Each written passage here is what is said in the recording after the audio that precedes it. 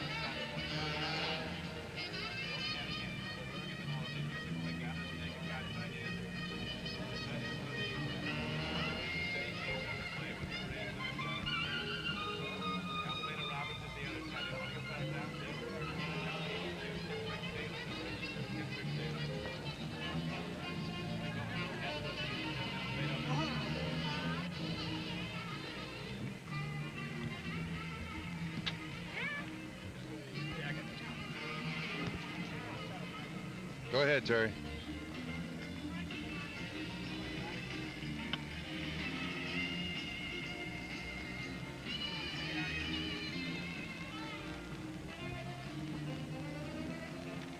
Go ahead, change.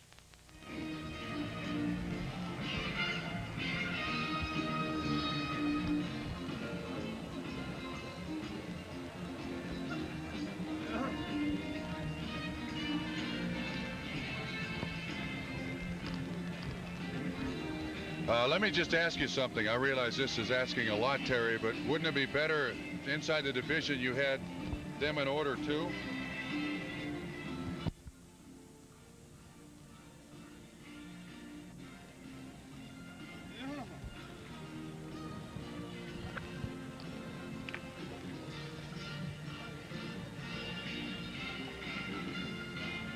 Excellent, excellent. I mean, I think that graphically makes the point a little better, doesn't it? Okay. Yeah, good. And that basically is all we're going to do and then go to the kickoff, right?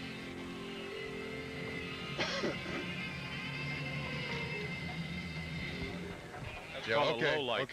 okay. I'm with you. Okay.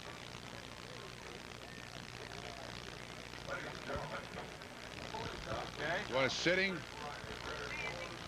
Standing?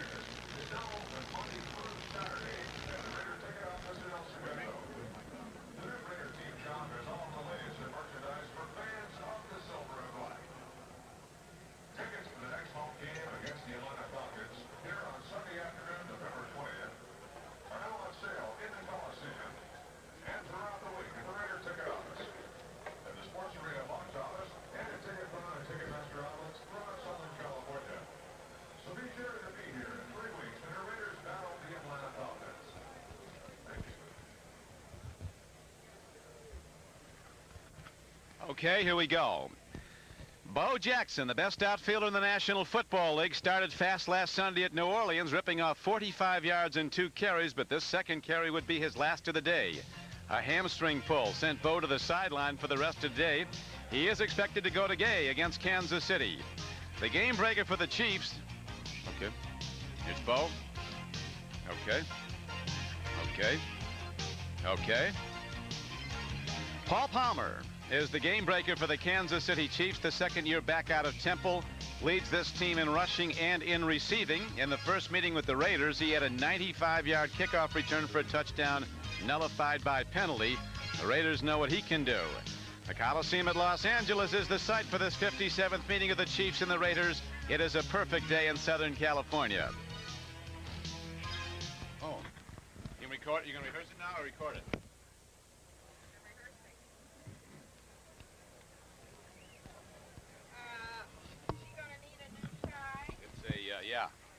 It's actually blue, but I got a blue one though. Don't worry, not to worry.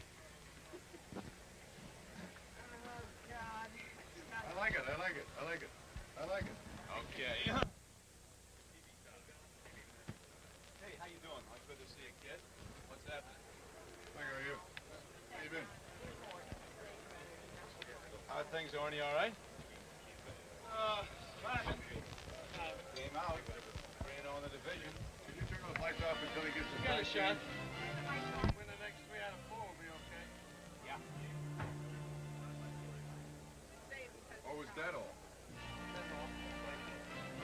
Cincinnati's going to the 5 today, huh? Oh, it's 20 to 10, I heard. 13 to 12. What? 2013? What are the Fighting Bills from Buffalo doing? I don't know if that's going in the block. No, they came back. That's what New England just scored again. Fourth quarter? Yeah. Bills are hot, man. They may never have been 8 points. Seriously, I don't know if they've ever been 8 points. In their history? Kick the field goal? Patriots, I'd tell you, they wrapped Flutie all week, the Bears. What do they lead? 23 to 7. You figure it out, Bob Grumpy. Where does this come from? Wardrobe frame? Four of the 5 teams would have winning records.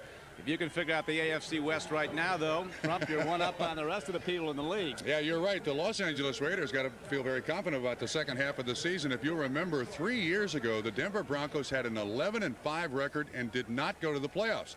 So this year, the Raiders at 3-5, 1 game off the pace in the AFC Central, feel very confident. The reason being, the first tiebreaker when you're looking for playoff teams is division record. And the Los Angeles Raiders, the only undefeated team in the AFC West. Now, there's not a lack of talent in this division, Don. It's all by injury. So this division obviously going to be settled in the second half of this season. We are just about set to go. Earlier this season, the Raiders prevailed over Kansas City 27-17. And the Raiders are now going back to Steve Berline at quarterback.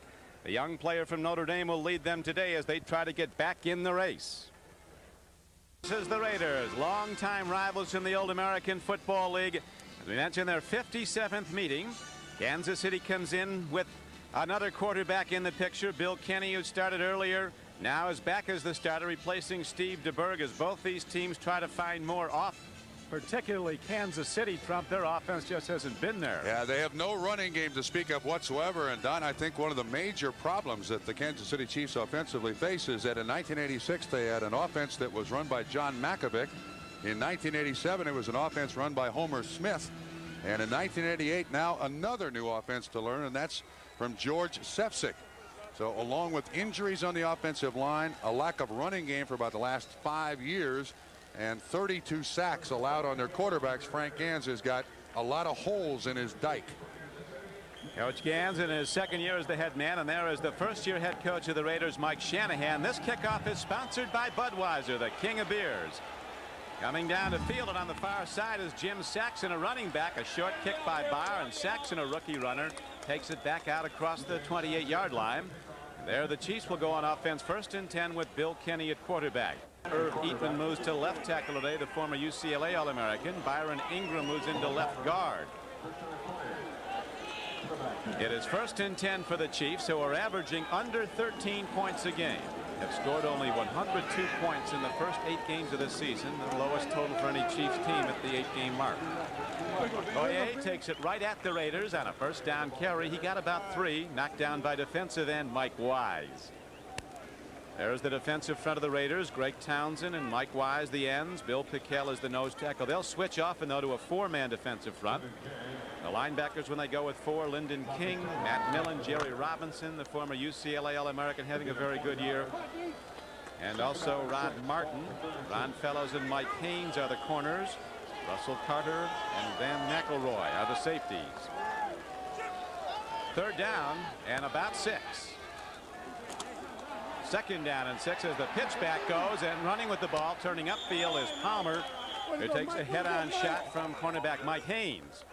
Palmer's only 5'9", 181 pounds. He was the runner-up in the Heisman Trophy balloting. Field, and James Saxon, the rookie from San Jose State, comes in as the Chiefs on 3rd down and almost 5 go to the shotgun. Watch Palmer here, Don. He's a great back out of the backfield catching the ball. Palmer swinging out to the near side. Kenny goes over the middle and hits an open man who drops the ball. Emil Harry wide open, and Kenny put it right on his hands. So a big early mistake. A drop ball eminently catchable by Emil Harry cost the Chiefs a chance for a 1st down. Sometimes in a season nothing goes right, and you finally get time to throw the ball. You get a receiver open. You get Van McElroy a step short, and then Harry with that's a room service pass. He can't hang on to the football, so they got a punt. Kelly Goodburn will punt it. Tim Brown is back for the Raiders. Harry knows this field well. He played here with Stanford against USC. Tim Brown loses the ball, falls on it, and the Raiders will start from their 23-yard line. 46-yard punt and a 1-yard return on the recovery of his own fumble by Tim Brown. There is Steve Berline, who teamed with Tim Brown at Notre Dame, ready to lead the Raider offense. Berline in his 2nd year has thrown for 6 touchdowns and 4 interceptions. And it's a very unique offense. The Los Angeles Raiders today starting 3 Heisman Trophy winners. Jackson and Allen in the backfield. Tim Brown out of Notre Dame, the most recent Heisman winner. To my knowledge, that is the first time and the only time 3 Heismans have started on the same offense at the same time. I'm quite certain it is, Trump, and they almost started 4 had they kept Jim Plunkett. There was speculation at the start of the season they might have 4 in their lineup, as the pitchback on 1st down goes to Marcus Allen. And his run to the right is good for a very short gain. As you look at the rest of the Raider offense, Bo Jackson starting with Marcus Allen. James Lofton, one of the great receivers in NFL history, 4th all-time in yardage in the NFL. Tight end is Andy Parker, replacing the still injured Todd Christensen. Offensive line at Los Angeles has been hurt also. They like the play of the right tackle, Rory Graves from Ohio State, a free agent. 2nd down and about 8. Back to the run, and the Chiefs shut it down for the most part. Then spinning off is Bo Jackson, and backing up, he gets ahead for about 3 yards. That'll bring up 3rd and 5. Neil Smith, the #1 draft choice of the Chiefs, one of the high picks in the league this year, starting at left end. He's been bothered by nagging injuries and really hasn't delivered big time yet. Starting with him are a couple of free agents, Baldinger and Stensrud. Mike Stensrud, the longtime Houston Oiler. Snipes, Del Rio, Hackett, and Cofield, the backers. Hackett, the leading tackler again this season for Kansas City. In the bright light of the Kansas City Chiefs, their superior defensive backfield. They're outstanding, every one. 3rd down, about 4. Throw and incomplete as they go to Marcus Allen, but there's a marker down. Flag is going to be thrown on Greg Hill. He was the man in coverage with Marcus Allen out of the backfield. The official on the sideline, no hesitation whatsoever. This is a good receiver, and Bo Jackson have to catch that ball in Mike Shanahan's offense. Wing set now. Marcus Allen starts in motion. The pitch back to Bo Jackson. Marcus Allen blocks, and Bo turns it to the outside, where he's caught by Albert Lewis, the left cornerback. A 1st down carry by Bo Jackson is good for a gain of close to 5 yards. See what he's averaging this year. His rookie season, he averaged 6.8 yards a rush. Down with his foot speed. So many defenders misjudge where they should be to tackle Bo Jackson. You see all kinds of players all over the field trying to make arm tackles with Bo Jackson. I'm not sure they're afraid of him. They just misjudge his speed, and all of a sudden he's by him, and the only thing they can is try to arm tackle him. And he hits like a cannon. Bo Jackson will run right over linebackers if they take him on head on, and he's going full speed. Now it is 2nd down and 6 for the LA Raiders. There's no score in the 1st quarter. Berline with a deep drop has an open receiver near side and makes the connection. With the ball is James Lofton as they come back to the open side of the field. All the play swing went right, and Kevin Ross makes the tackle. It'll be very close to a 1st down. And that's about as wide a split as I think you'll ever see a wide receiver have in the NFL. Wide receivers line up on either the outside of the numbers, the inside of the numbers, or on the hash marks. This time Berline fakes the pitch, and you see 27 Porter coming. Look how far he's got to throw that ball. The coverage was very, very loose by Kevin Ross. It's an easy completion for, well, it's close enough to measure for a first down. In the last 3 games, the Kansas City secondary has been unusually good. Los Angeles Raiders. He learned the offense under Mike Shanahan. Schrader came 2 days after the regular season started, did not have the playbook put in front of him as Berline did in training camp. They think this Schrader kid's going to be the quarterback of the future for the Raiders, but he kept making so many dumb mistakes, and there were mistakes that Jay Schrader admitted because I don't know fully the offense. Complex offenses of the 80s, you need at least 1 training camp, and he had none at all. Came right in, and now on second and very short yardage, Raiders go with extra tight ends. And the second back running hard is Marcus Allen, who breaks the crust and gets a first down as he crosses the 45-yard line. So the Raiders keep their drive alive with 4 new downs now. A scoreless first quarter. They and Atlanta surprise leader over Philadelphia. No score here in the first quarter. Los Angeles Raiders with the ball. First down and 10 at their 46-yard line. Back to the run. Here's Bo Jackson putting the move on. He turns wide. And Jackson somehow takes a defender who had an angle on him ahead for a 5-yard gain. Kevin Porter finally makes the tackle. They have another replacement now for the Kansas City Chiefs. Gary Baldinger is playing nose tackle. He replaces Bill Moss. Now watch what happens. Good influence blocking by that young Los Angeles Raider offensive line. But the one good thing, Kevin Porter, the safety, is true to his read, and he stays there to make the tackle and still doesn't really get a good shot on Bo Jackson. Bo Jackson, 230 pounds. There is Porter. They really like his play. He's out of Auburn, first-year player. Coming in to replace an injured Pro Bowl player, Lloyd Burris. That's Bo Jackson, top of the screen now as a wide receiver. Marcus Allen runs the ball on second down and about 4, and Allen is down close to the 45-yard line of Kansas City. They'd have been outscored by 1,000,000 points. This defense has played very, very respectable. Terrific they've been. 4 losses by a total of 6 points. 3 one-point losses already this season for the Chiefs. Berline takes a look and finds a man and makes the connection for a first down. As Tim Brown comes off the flank for a 14-yard gain. Brown, who won the Heisman Trophy at Notre Dame last season, having a sensational first year. He's averaging just under 17 yards every time he touches the ball. Now, this is unusual. Berline, not known as a rollout quarterback, but a half roll by Berline gets him away from some pass rush. Tim Brown comes from the backside. It looked like zone coverage, and Dino Hackett finally makes the tackle. The Raiders, who used to be a get it down the field in a hurry offense, have now turned to the dump it off here, dump it off there, take a little bit at a time. It was a zone. He caught the ball deep on the linebackers, got behind their drops, and now on first and 10, the Raiders go back to the run, and running hard is Marcus Allen, playing with a cracked bone in his hand. Takes more than that to keep him out. Bill Lewis, the starting center for the Raiders, was shaken up earlier. That is expected back. Leonard Griffin in the defensive line of Kansas City, number 98, made that tackle. Lewis dislocated a finger, the report is, from the sideline. That's a fixable problem. You just put some tape on it, tape 2 things together, he'll be back out there. Dislocated fingers, nothing. He's got 9 other ones. There's Mike Shanahan on the sideline, putting in this new offense for the Raiders. One that's been hard to teach to some players. Others have accepted it quickly. Shanahan, 36 years old, the youngest coach in the NFL. His team now with a second down and 7 coming up. No score in the first quarter. Allen bounces to the outside, takes on tacklers, and gets ahead for another Raider first down. Dino Hackett made the stop, but he made it about 10 yards downfield. I don't know if there's a tougher player in the NFL than Marcus Allen. He is playing with a broken wrist. He has stitches in his hand from he got in a fight several weeks ago. He's got a bad back. He's got a bruised neck. Watch him carry this ball. You can see the cast on his left hand. One of the most durable backs I think this game has ever seen. Sustained drive. This is the 11th play of this drive for the Los Angeles Raiders. First down again at the 22-yard line of Kansas City. No score in the first quarter on a perfect day in Southern California. Not for the Chiefs defense as Bo Jackson breaks it up the middle and takes it in.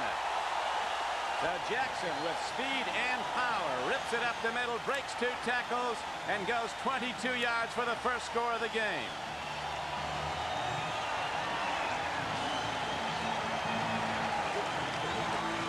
He sits real deep. Marcus Allen, the lead blocker. Jackson shows all you need to have a running back. A certain amount of elusiveness. Great power to break that first tackle. Watch this. Watch the move. There's the move. Now he breaks the tackle of Duron Cherry and then the acceleration. If you were listing 3 characteristics of a running back, you'd want elusiveness, power, and speed. Bo Jackson showed them all 3 in 22 yards. 22 yards into the end zone, and Chris Barr makes the extra point good. And so the Raiders go on the board first. A 22-yard touchdown run by Bo Jackson. It's 7-0 Los Angeles. Playing for the Raiders today. All were integral in that touchdown drive, a sustained drive. Marcus Allen ran well. Tim Brown caught a 14-yard pass to get a first down, and then Bo Jackson took it in 22 yards for a touchdown, and it's 7-0 Raiders. They kick off a second time, and here's Paul Palmer, the best kick return man for Kansas City. Man who took one back 95 yards in the first meeting this year, only to have it nullified by penalty. And once again, that touchdown run is an absolute thing of beauty from behind the defense. You see Bo Jackson sees that there's no place. He cuts back against the grain, then puts his shoulders down, then the acceleration. 22 yards and a touchdown. And if you can get Bo Jackson to stay healthy for the entire season, the Raiders can win. The Chiefs. Yeah, well, his numbers for Kansas City last year were, that is the Royals, they were not bad at all. I think he had 246, had over 20 home runs, close to 70 RBIs. I mean, yeah, they might be ambivalent, but I think Kansas City would love to have Bo Jackson as a running back and as an outfielder. Best running back in Major League Baseball now becomes the best outfielder in the National Football League. As we look at the scoreboard, Cleveland beats the Cincinnati Bengals. How about Doug Flutie? The Chicago Bears going to squash him early, according to their tight end Emery Moorhead. So Flutie passed for 4 touchdowns as the Bears get routed. Buffalo with a shutout win over the Packers. Second down and 4 now for Kansas City. Raiders on the board first in the first quarter. 7-0 Los Angeles. Bill Kenny hands off Okoye, who played north of here at Azusa Pacific. Never touched a football till 1984. Comes from the nation of Nigeria, Where they don't play a lot of football. like none. Miami holding on to beat Tampa Bay, and the Falcons up on Philadelphia 27-24. And some of the late games, not a lot happening on the scoreboard yet. Don, so far the Raiders have gone exclusively with the 4-man front. Even in this third down and short now, they're using the 4-man front all over the field. They used to be a 30-4 team. This is more like an 8-man front. They got all the backers up. Well, here's a swing pass, and Palmer breaks it and takes a first down carry out after the reception to the 45-yard line. A 12-yard gain. City uses Paul Palmer any way they possibly can. And he will be getting the ball a lot as the day wears on. Carlos Carson, the best receiver, goes in motion. Paul Palmer stuck in the backfield now in a foot race, and he is run down by the very quick backer Jerry Robinson. An All-American at UCLA and a #1 draft choice of the Eagles, who's having an outstanding season for the Raiders, and you see how quick he is when he runs down Palmer. This time Okoye misses the block. You see Greg Townsend jumps right inside of Okoye, and then it's a foot race. And Jerry Robinson knows he's got that sideline. Ends up being a loss of about a yard. That's what's been happening to Kansas City. A missed assignment, a holding call, a man in motion, and all of a sudden they're 2nd and 10. That big drop on the first possession by Emil Harry that would have gone for at least a 20-yard gain. Instead, they had a punt. Kenny with a nice look and a throw up the middle. Stephon Page breaks into open field, and he's down to the 39-yard line of the Raiders. A 17-yard gain as Kenny with a quick hitter breaks the zone defense on a slant in, and that was a gain of 17 yards. Mike Haynes had the coverage on Stephon Page, and Bill Kenny had plenty of time to throw the football as we've got a Raider player down. Looks like Ben McElroy, the weak safety. There have been injuries all over this AFC Western Division, and that is McElroy being attended to. He's been a top player for the Raiders for 7 seasons, but is injury prone. The Raiders, Matt Millen blitzing. man coverage. Stephon Page gets inside Haynes, and it's a nice pickup. There's McElroy's injury. Can't really tell what it is. He comes off the sideline. Should be back the next play. One of the best safeties in the league. Excellent open field tackler, and they make a lot of plays, the safeties on the Raiders. And off to Palmer, who breaks the crust, and here's the free football, and Robinson seems to have it. Now a penalty marker comes in. The Raiders have the ball, but we'll see what the play is as a marker's down. Palmer with a stutter step. The Chiefs seem to think the penalty is going to go against Los Angeles. That flag was thrown just about the time the ball Offense is staying out, Trump. popped loose. Face mask it could have been. Face mask it is. Penalty is indicated against Los Angeles. Again, the Chiefs trying to get the ball in the hands of Paul Palmer anytime they can from any formation. This is a nice call. It's a little draw play. The offensive line has a pretty good hole. Okoye gets stuffed by Robinson, but Palmer up through there. And yeah, it looks like Eddie Anderson, 33, was the guy with the hand on the face mask. So Kansas City will keep possession. 29 defense, first down. Russell Carter is called. 29. He was also there along with Eddie Anderson for the tackle.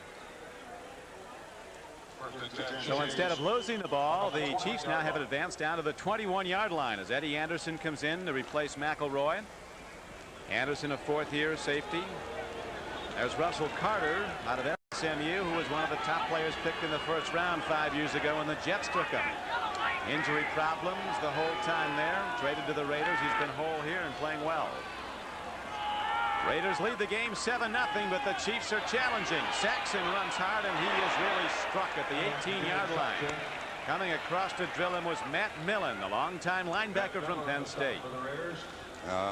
Along with the Kansas City Chiefs' other problems of giving up sacks and everything else, once they get inside their opponent's 20-yard line, they have tremendous problems getting into the end zone. Here, the offensive line, kind of a half full. Irv Eatman, 75, is out on Mike Wise, 90.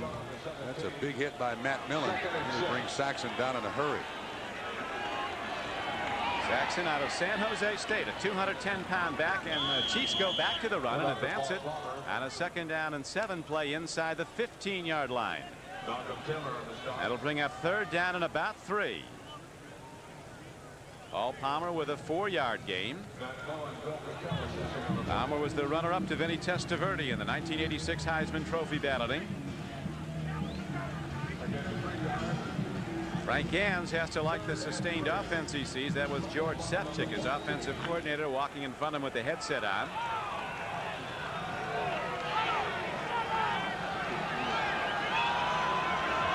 On 3rd down and less than 3, the Chiefs set up in the shotgun. Raiders expecting to pass all over the field. Pressure, the sack. Bill Pickell coming right up the center. There has been pass blocking difficulties in the middle of the Chiefs offensive line.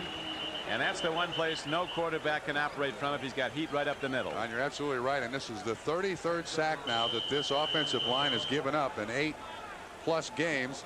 And Pickell with the big bull rush just absolutely runs over Tom Baugh, the center, and is right into the face of Bill Kenny. So now a perfect field goal kicker comes on the field. Nick Lowry cut by 7 teams. Now he's about the best in the business, along with Morton Anderson of New Orleans. Lowry's 10 for 10 this year on field goals, 10 for 10 on extra points. This is a 39-yarder. In fact, he's trying to make his 13th consecutive field goal dating back to last season. No. Wide. When we lay on all the stats, Never should have said it. Streak ends, and so a sustained drive by the Chiefs comes up empty. And the Raiders take over the ball, holding to their 7-0 lead. At the Los Angeles Coliseum, where the Raiders on a 22-yard touchdown run by Bo Jackson are still holding to that 7-0 lead after stopping a Kansas City drive, and then the field goal was missed by Lowry. A rare occurrence off the foot of that excellent place kicker, and now the Raiders go 1st and 10 as Bo Jackson looks for room and doesn't find any. Got to stay at home, those linebackers. You can't overcommit chasing him because he'll cut back and be out of there like he was in that touchdown run. The scoreboard now, the finals all in from the East. Biggest upset of the day certainly at New England, where the Patriots beat the Bears. Only the 2nd loss for Chicago. Phoenix sends the Cowboys off to a 2-7 start after beating Dallas by 6 today. Miami edging out Tampa Bay in an upset at Philadelphia where the Falcons won. Marcus Allen, the lone setback. That's Bo Jackson on the wing to the right. Coming out of the backfield is Berline with a lot of time, throws it downfield, and it's incomplete. He was looking at Marcus Allen, who couldn't hold on. The defense was right with him. Don, he threw it to the one guy who was double covered. Tim Brown was wide open. That's rather surprising. This is a crossing pattern that the Raiders are using. Plenty of time here. And watch, you can see there's a man behind him and a man in front of Marcus Allen. And he's got the broken wrist, and he throws it to him. I think it's a poor choice by Steve Berline. Well, right now he probably does. Neil Smith, the defensive end, the second player picked in the draft, the big Hornhusker from Nebraska, really coming off the ball well at left end, number 90 for the Chiefs. Against a double team block, he was almost to Berline when he released it. Now from the shotgun, 3rd and 9. Here's a throw and a catch and a first down. Tim Brown is on the run. And Tim Brown crosses midfield and gets all the way down to the 45-yard line of Kansas City. 34-yard gain on the play as Duron Sherry, that all-pro safety number 20, finally ran him out of bounds. Rod Russ, the new defensive coordinator of the Kansas City Chiefs, taking a chance here. Watch the blitz. It includes a defensive back, Kevin Porter, and that means man coverage. And Tim Brown is going to outrun anybody that the Kansas City Chiefs put back there in defensive coverage. I mean anybody. Tim Brown with 14 receptions this year, averaging over 19 yards a catch. 3 have been for touchdowns. He's returned a kickoff for a touchdown. Marcus Allen and Steve Smith are the runners now. And there is a marker down as the Raiders go to the run right at the Raiders. And was a blocking back for a Heisman Trophy winner at USC, Charles White. He still blocks as well as any back in the game. Right now, Bo Jackson looks for some daylight. None is there, just huge Leonard Griffin who knocks him down. Speaking of similarities, Bo Jackson blocked for a young man named James Brooks at Auburn. And then both those guys became great running backs. There's the center, Bill Lewis. He's had his dislocated finger relocated or unlocated or inlocated, and he's back and playing. Finger still on his hand. As long as it's there, he can go back in the game. When it's gone, he might be out for a quarter. Berline has been a very effective passer early in the game. He grew up nearby to here, played at Servite High School in Anaheim, California, was born in Hollywood, and started 4 years at Notre Dame, the only quarterback who's ever done that. Halloween approaching in the City of the Angels as the Raiders are holding to a 7-0 lead on a 22-yard touchdown run off a sustained first possession. Bo Jackson on the payoff end. Now as we start the second quarter, the Raiders have 4 wide receivers in the game. Long yarders coming up. Second down and 18 as Berline with the deep drop. Lets her go long, and it won't be close to anyone but a Chief. And Duron Sherry has the interception, his 6th of the year. 5 times an all-pro player. Ball was intended for Willie Galt. There was a 2-deep zone with man coverage underneath. It was well defensed by Kansas City. Steve Berline going to the sideline should never have thrown this football. He's got plenty of time here, but you'll see the man coverage on the receiver Willie Galt. J.C. Pearson 24 right there, and then Duron Sherry just easy pickings for the first turnover of the ball game, and it goes for Kansas City. Berline's 5th interception. He's thrown for 6 touchdowns.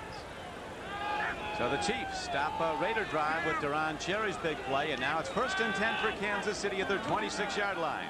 Pitch back to Okoye, the 250-pound fullback.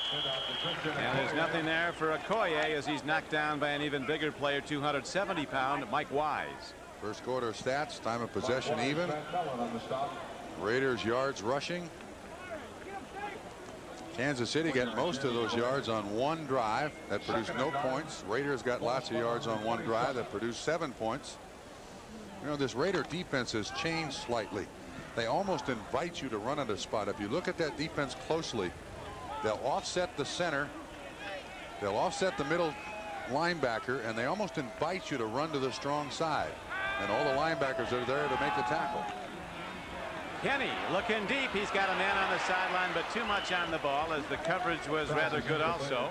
Running the fly pattern out of the backfield was Paul Palmer. So it brings up 3rd down and 9. In the spot that they don't want to be in, 3rd and long.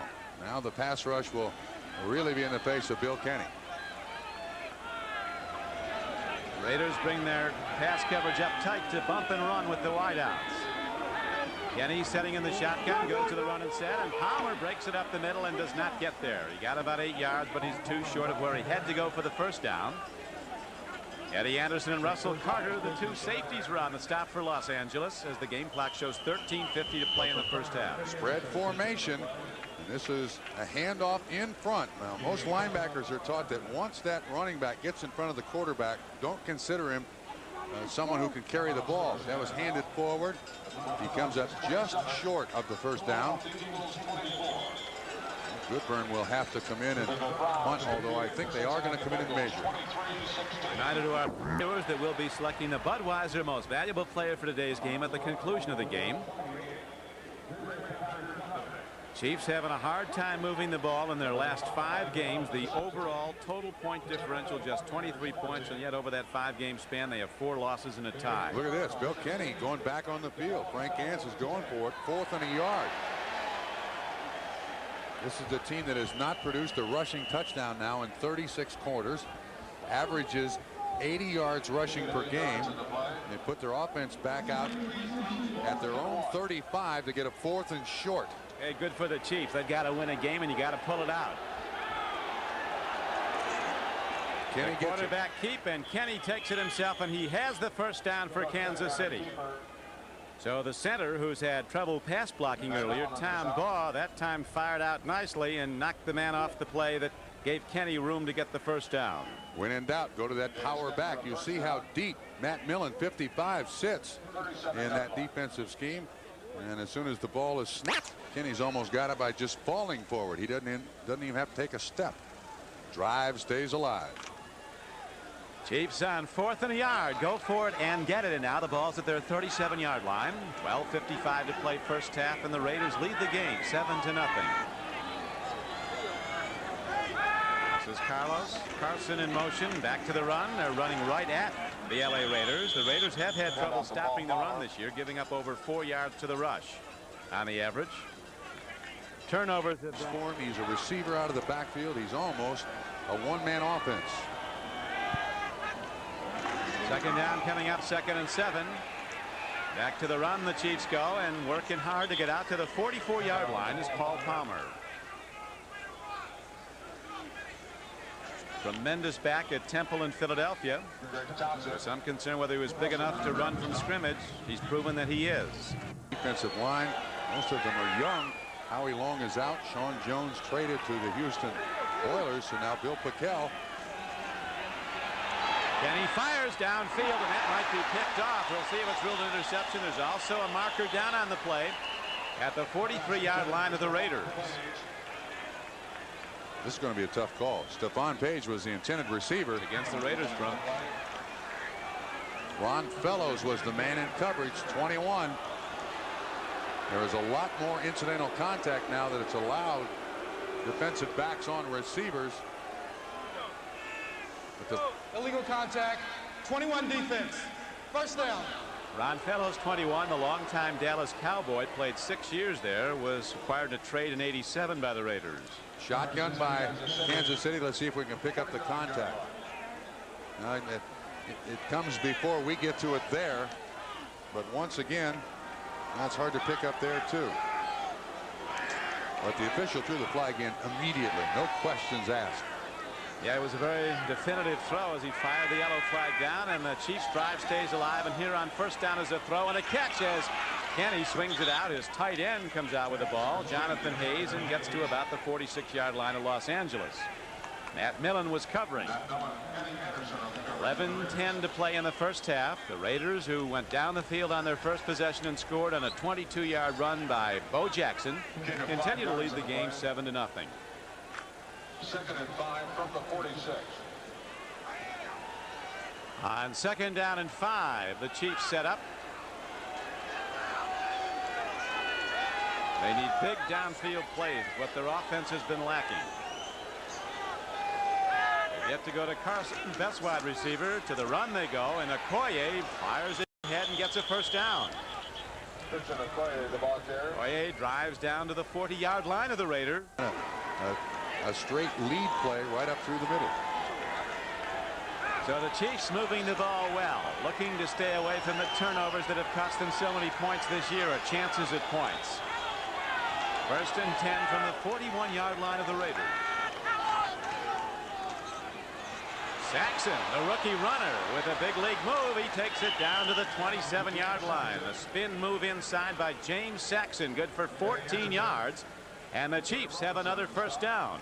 Now, I don't know what's happened to this offensive line of the Kansas City Chiefs. Much maligned, but to this point, these guys are finishing their blocks. And one of the big problems the Kansas City offensive line has had is not finishing their block. That is, they make contact, they don't sustain contact. Coaches coach you to block a yard past the man as opposed to the man.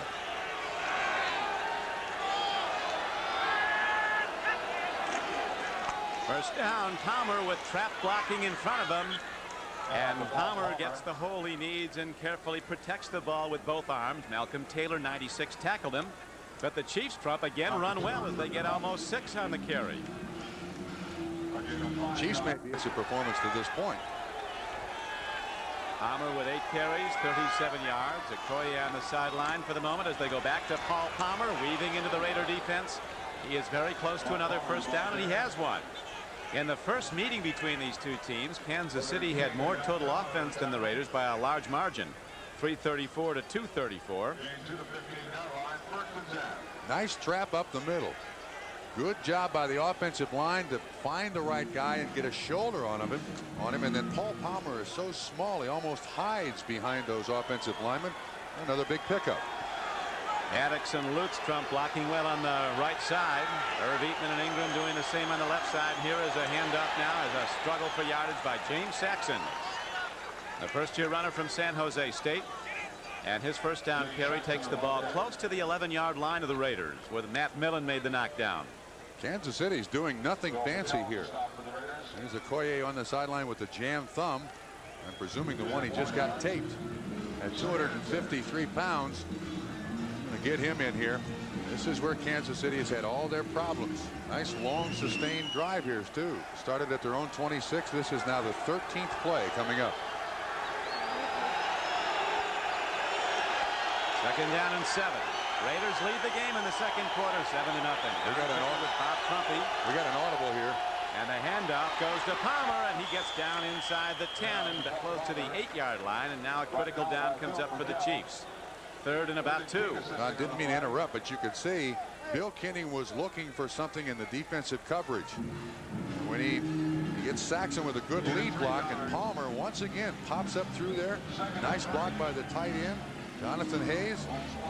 That's a nice 4 or 5 yard pickup. Bill Backel makes the tackle for the Raiders. Now just hang on to the ball. Don't give it up. Big down. Third down and a long 2, almost 3 for the Chiefs as Kenny looks over. Changing the play. Now he doesn't see anything he likes in the defense to coincide with what he called. And wisely, he takes a timeout so as not to blow a down close opportunity. One of the things that have been very characteristic of the Kansas City offense to this point. They get down here in the red zone, in the scoring zone, and make that big blunder. The Raider crowd picks up the count now, the decibel count, as the Chiefs have third down and a long 2. Down close. They go over the middle, and they get the first down inside the 5-yard line.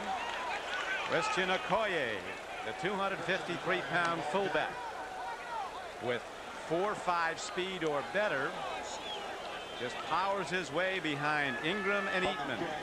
You see Matt Millen dives at his legs, 55.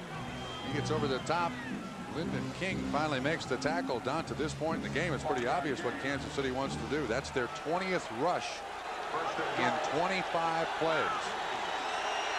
Run the ball. Haven't scored a rushing touchdown now in 36 quarters, dating back to last year. looking to tie the game. Raiders lead at 7-0. Kansas City with first and goal. Here's Palmer. Blockers in front. He turns to the outside. He's going in, and Paul Palmer gets the touchdown for Kansas City. And the Chiefs now a Lowry extra point away from tying this game with 5:41 to play in the first half. That's historic in Kansas City football. A rushing touchdown. 36 quarters it took him to get that ball in the end zone, running with it. This is a nice pull by Addick, 61. You'll see him out in front. He gets a couple of blocks. This drive on 9 minutes and 13 seconds. I'll tell you, Trump, you got to compliment the Chiefs. They've had nothing but bitter disappointment all year. 3 one-point losses. 1 6-1 coming in, and yet they haven't lost their spirit as they take it right at the Raiders. And now Lowry's out there. He's 10 for 10 on extra points this season, 11 for 11. And this game is tied at 7-all with 5:41 to play. And a touchdown run by Paul Palmer. We'll be back with the Chiefs kickoff after this. 74-yard touchdown drive with Paul Palmer going in from inside the 5-yard line on a sweep right. Game is tied 7-all. Now Tim Brown runs it back for the Raiders. A short kick is run out to the 33-yard line where Los Angeles goes on offense, first and 10. Angelo Snipes, 52, is down to make the play on special teams for the Chiefs.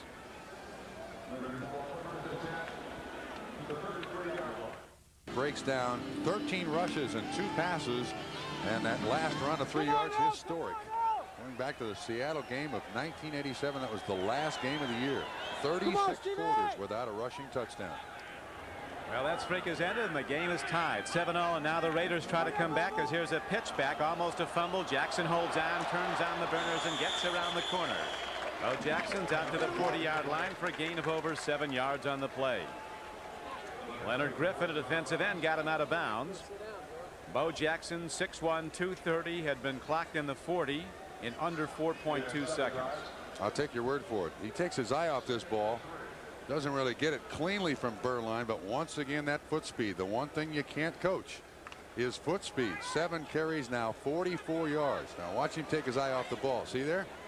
It almost got by him, but he hangs on and again runs away from tacklers. Second down, less than 3. End off goes to Marcus Allen, who changes directions. That good switch move and a shift of gears and speed takes him ahead for a Raider first down. He's out to the 44-yard line. Vikings up on the 49ers in the second quarter. Seattle still holding to the field goal lead over the Chargers. Giants now the field goal trailing Detroit by 4. One thing the Raiders obviously have to do for the remainder of the season is keep Bo Jackson healthy as much as they possibly can. And Don, I think he's got to change mindsets from injuries you get in baseball to injuries you get in football.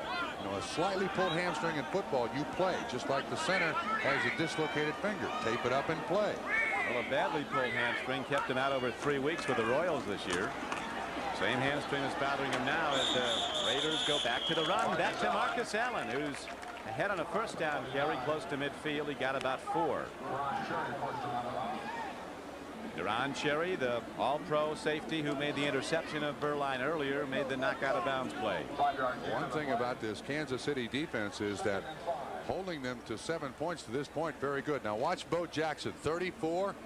He gets kind of a decent block, not a great block. Makes contact with Angelo Snipes, and then Marcus Allen putting that shoulder down. Deron Cherry with the tackle. Bo set to go in the backfield. Baseball, football, will he play basketball? He can do it all.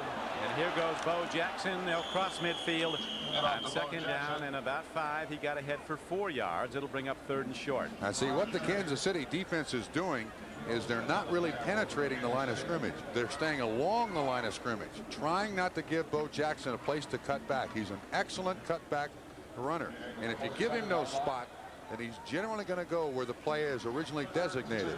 Stringing that play out, you get the sideline to help you, and so far we've heard an awful lot of the safeties and corners making those tackles on Bo Jackson. So Rod Rust has got a good idea here defensively.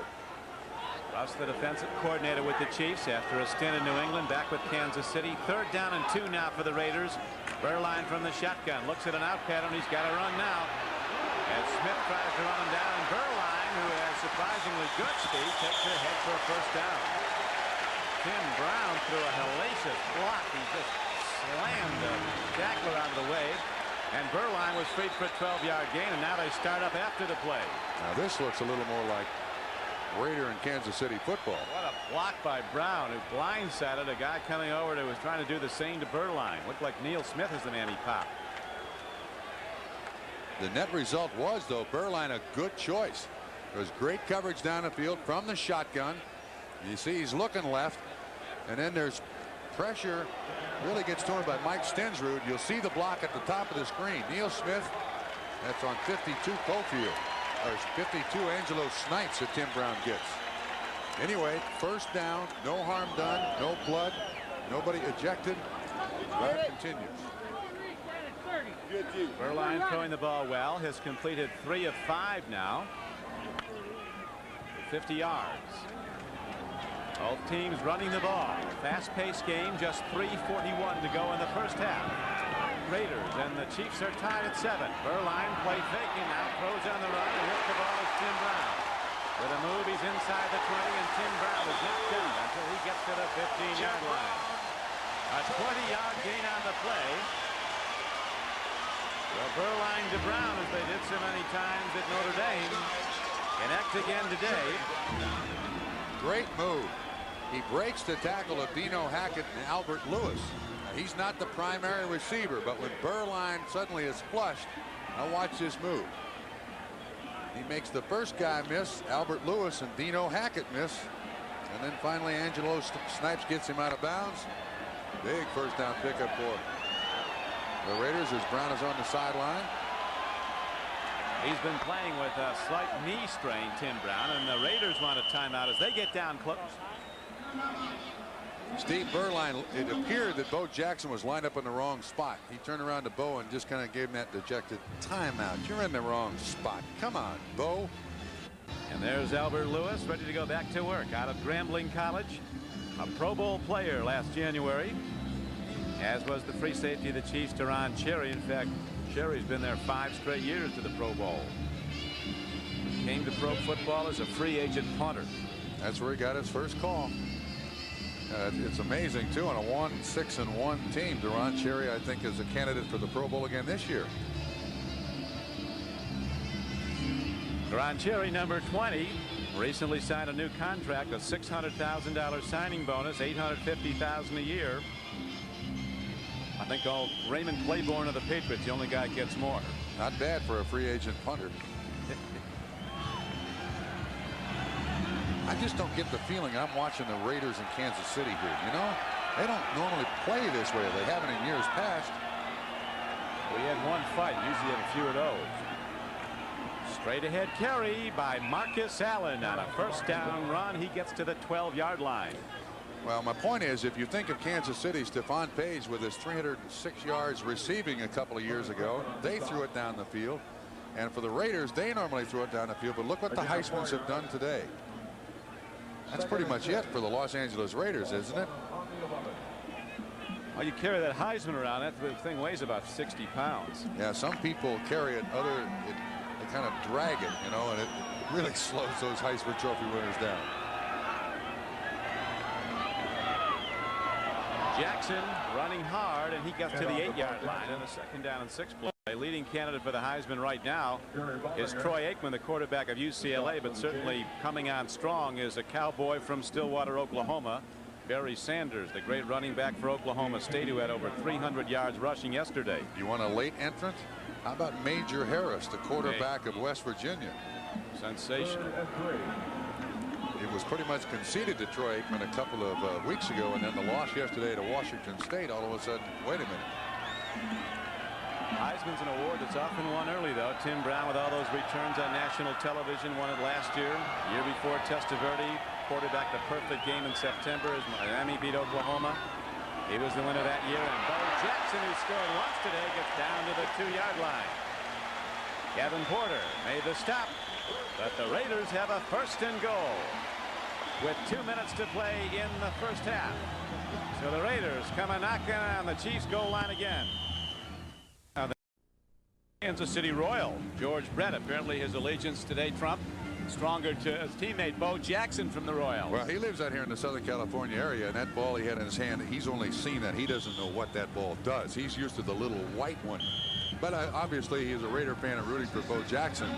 I don't think he could hit it that thing as far as he could hit the other ones. But now big down here for the Raiders. First and goal. 7-7 game.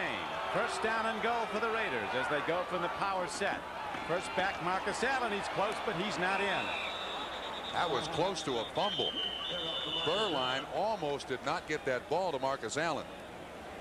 Stensrud and Leonard Griffin make the tackle, and it looks like Berline does a spin, and when he spins around, he just barely gets that ball to Marcus Allen. Allen does a great job of hanging on to it. Let's see if we can pick it up here. He spins. See, he hits his arm. He hits his arm when he puts the ball in there. That was close to being a turnover. Allen does a great job to hang on. That's why he didn't gain the yards. Smart enough to say the most important thing here is maintain possession. So the Raiders try again. Same power set. Second back. Allen over the top. He's in with 1:23 to play in the first half.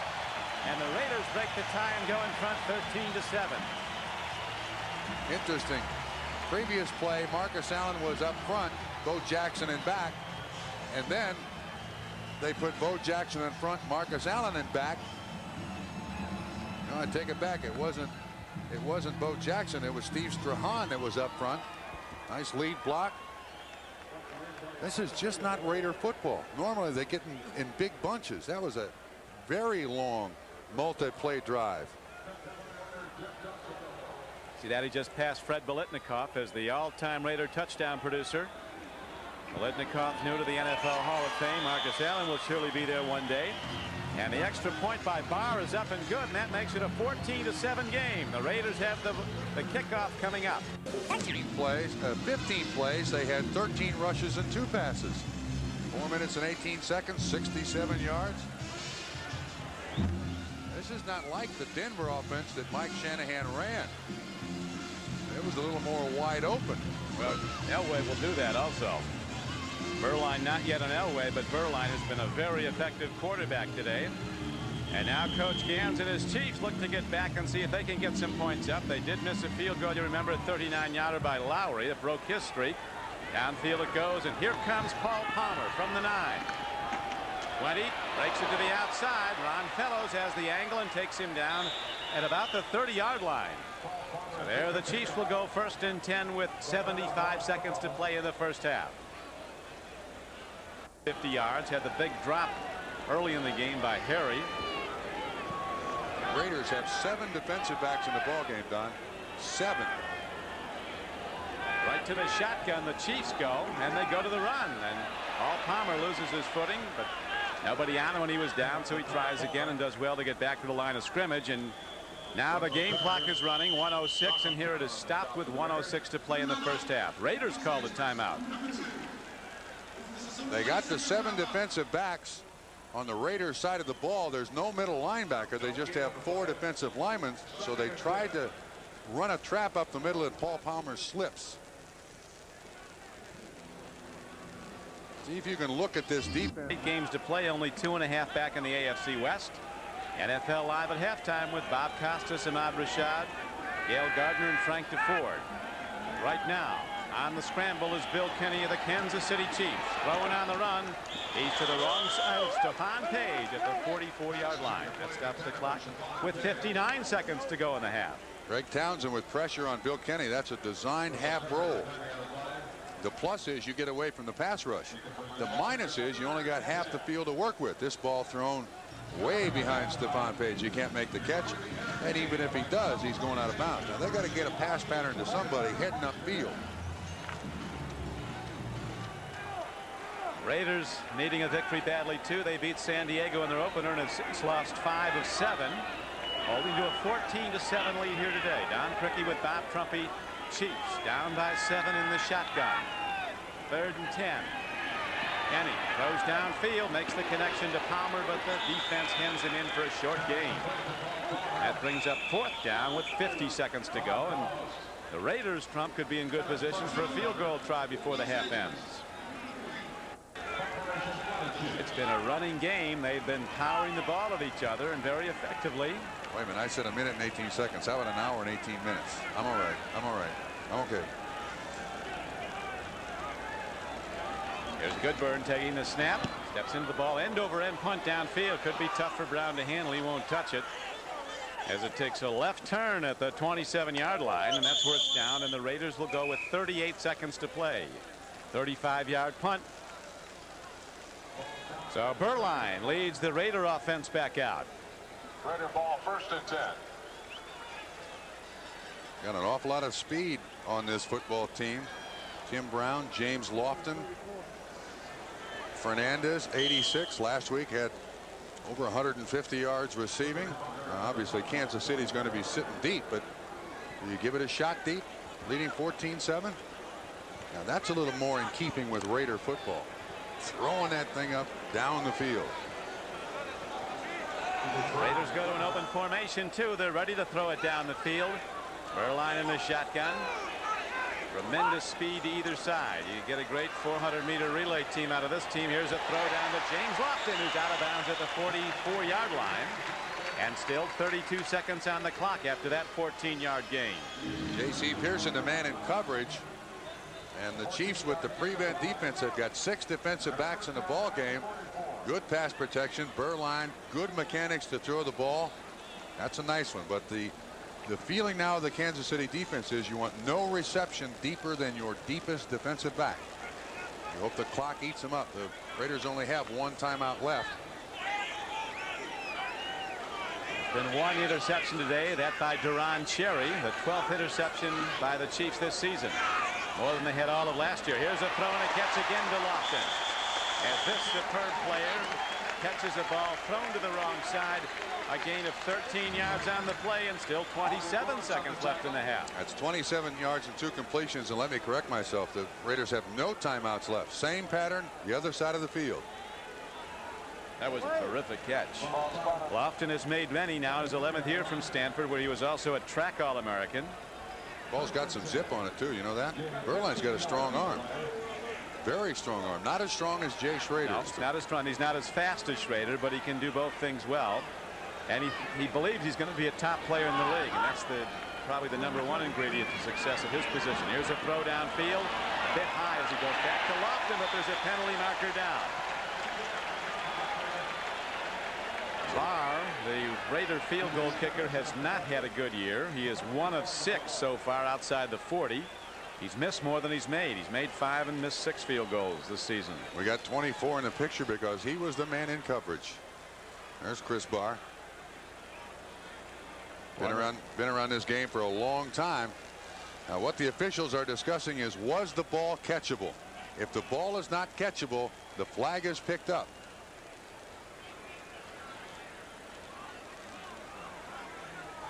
J.C. Pearson, number 24, the man who appears to have been called for the foul. Flag will be picked up. The pass was uncatchable. Well ruled by Johnny Greer, the referee. Raider fans understandably don't like it. Coach Shanahan. I never believed that. Only those people who never played the game believe that. 22 seconds to go in the half as Berline is set at his 48-yard line, letting it go deep. He's got 4 men running fly patterns. Tim Brown going for the ball, and Brown loses it at the goal line. He had it, too. Brown had it and lost it. Albert Lewis was right with him as a perfect throw by Berline, but the coverage right there, and Brown could not hold on. Tim Brown showed a great deal of presence in running this pattern. At about the 6 or 7 yard line, he slowed down and hoped the guy would run into him. Watch. See there, he slows down a little bit, and that gives him just a little momentum to get away from it, and he almost makes the catch. That is a seasoned veteran move that takes years to learn, that he's got on in a hurry. And that was fine coverage by Albert Lewis, who might have given him a little nudge. Well, I think that was a nudge that was precipitated because Brown realized the situation and slowed down a little bit. Berline with a problem now on the run. Throw it. And they throw him down out of bounds with 6 seconds to play. The Chiefs have the Raiders well out of field goal range right now. Good at the turn, but only a game back in the AFC West out of first. Look at the choices they have here now, the Raiders. You got Lofton and Brown on one side, and you got Fernandez and Willie Gault on the other side. I mean, you've got some choices here. Here's where you want more than one football from. Yes, sir. Long ball into the corner of the end zone, and it's incomplete at the goal line. The intended Raider receiver was yelling he was foul, which would mean that to get another play, but official right there, Mervin Fernandez, said was not fouled, and so the half ends. The Raiders holding to a 14-7 lead as Coach Shanahan drops to the locker room, and the Chiefs for the. What's happened to these guys? They both changed minds about what they do offensively here. One of the things the Chiefs have not done is gotten the ball to their best wide receiver, Carlos Carson, even thrown to him. And they might have to go deep in this game and start putting it up longer. The conservative offense is fine when it's a tight game, but right now they have a 7-point margin to make up. And the Raiders, who have been controlling the ball, and they've had a game of sustained drives both ways because of the success of the running game. Tim Brown on the left, ready to return the kickoff. He had an outstanding first half. Could have had a touchdown though. Ball off his hands in the end zone, but the coverage was very good also. This kickoff is sponsored by Budweiser, the king of beers. Von Adams is back with Tim Brown. Lowry hits a line drive that Brown will take on the one hop. No, he lets it go into the end zone. He better cover it. A live ball as the Chiefs come down looking for an easy touchdown. See that happen. Yes, Raiders start this second half now, and they ended the first half with those desperation throws in the end zone, but in running the ball they've been able to, one, maintain control of the clock. They have not really put the passing offense in real jeopardy. They've come up with a great many turnovers with Jay Schrader at quarterback, and the manner in which they've been able to run with Marcus Allen and Bo Jackson looks like a formula for success in this second half. Erline has not thrown often. He's been effective. 11 passes, 6 completions, 97 yards, 1 interception. He's not been sacked. Raider offensive line has tightened up considerably there. Gave up a lot of sacks early in the season. Bo Jackson runs hard and breaks tackles. And Jackson on a first down carry from the 20 gets 5 tough yards out to the 25-yard line where Deron Cherry knocked him down.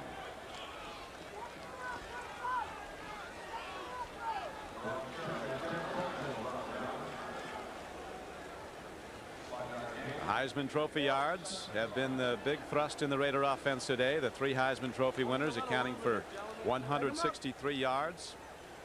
As to the Raider offense for 45. To repeat, we believe this is the first time that 3 Heisman Trophy winners have started a football game together in the history of the NFL. Now, these 3 have played together, Brown, Jackson, and Allen, but never started. Hand off.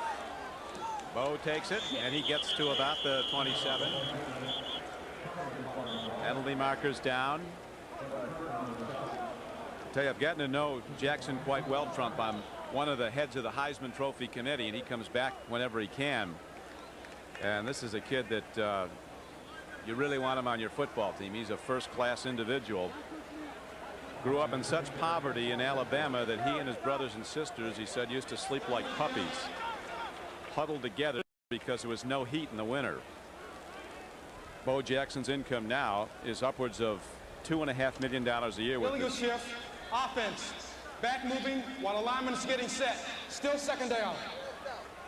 More power to him. $2.5 million would buy you a fair amount of lumber to fit in any fireplace you want to find. The thing about Bo Jackson is that without training camps, he's able to come in here, and last year was a very good contributor late in the season for the Raiders, and this year he does it again. That's the unbelievable thing. He came right in, was superior right away. That game he had against the Seattle Seahawks.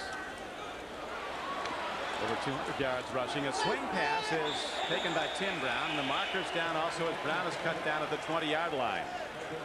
Angelo Snipes, an outside linebacker, was on him quickly. Came on a 2nd down and 10 play. Face mask on the Chiefs. Now Brown, when you get him out in the flat with his superior foot speed, there's nobody out here to help him. He's out there all by himself, and you see they're trying to trick the defense. 52 Angelo Snipes is out there, and Albert Lewis, and there's that right hand on the face mask.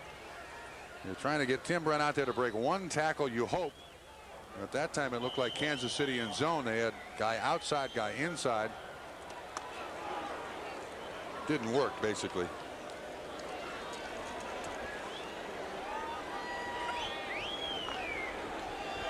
Okay, the most unbelievable story about Bo Jackson. The Yankees drafted him to play baseball. Went down there with a check for $150,000 to sign him and couldn't find him. Wasn't interested. Was not interested. Off to Auburn, where he was great for the War Eagles. On a 2nd and 5 play, they get the ball out to the 30-yard line. It looks like they have enough for a first down as Kevin Porter made the stop on Marcus Allen.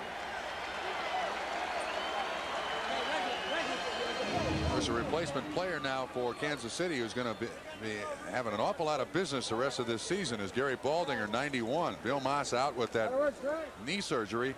And because of the number of moves you're allowed in the NFL, just 5 to activate players from your injured reserve list to the active list, Bill Moss is out for the year. So Gary Baldinger, one of 3 brothers playing in the league, is going to be that nose tackle for the remainder of this season if he stays healthy. Burline, quick drop, looks long, fires a fly pass. It goes out to Lofton, who takes the ball at the 47-yard line. A first down and 10 throw is good for 19 yards, and a Raider first down, and that strong right arm you were alluding to, Trump, is certainly an evidence there as he threw a fastball right where it had to be. Great fundamentals, too. Sets up, steps, throws over, good follow through, got nice rotation on the football. Lofton between Kevin Porter and Albert Lewis with Snipes back there finding the dead spot in the zone. That's a nice completion.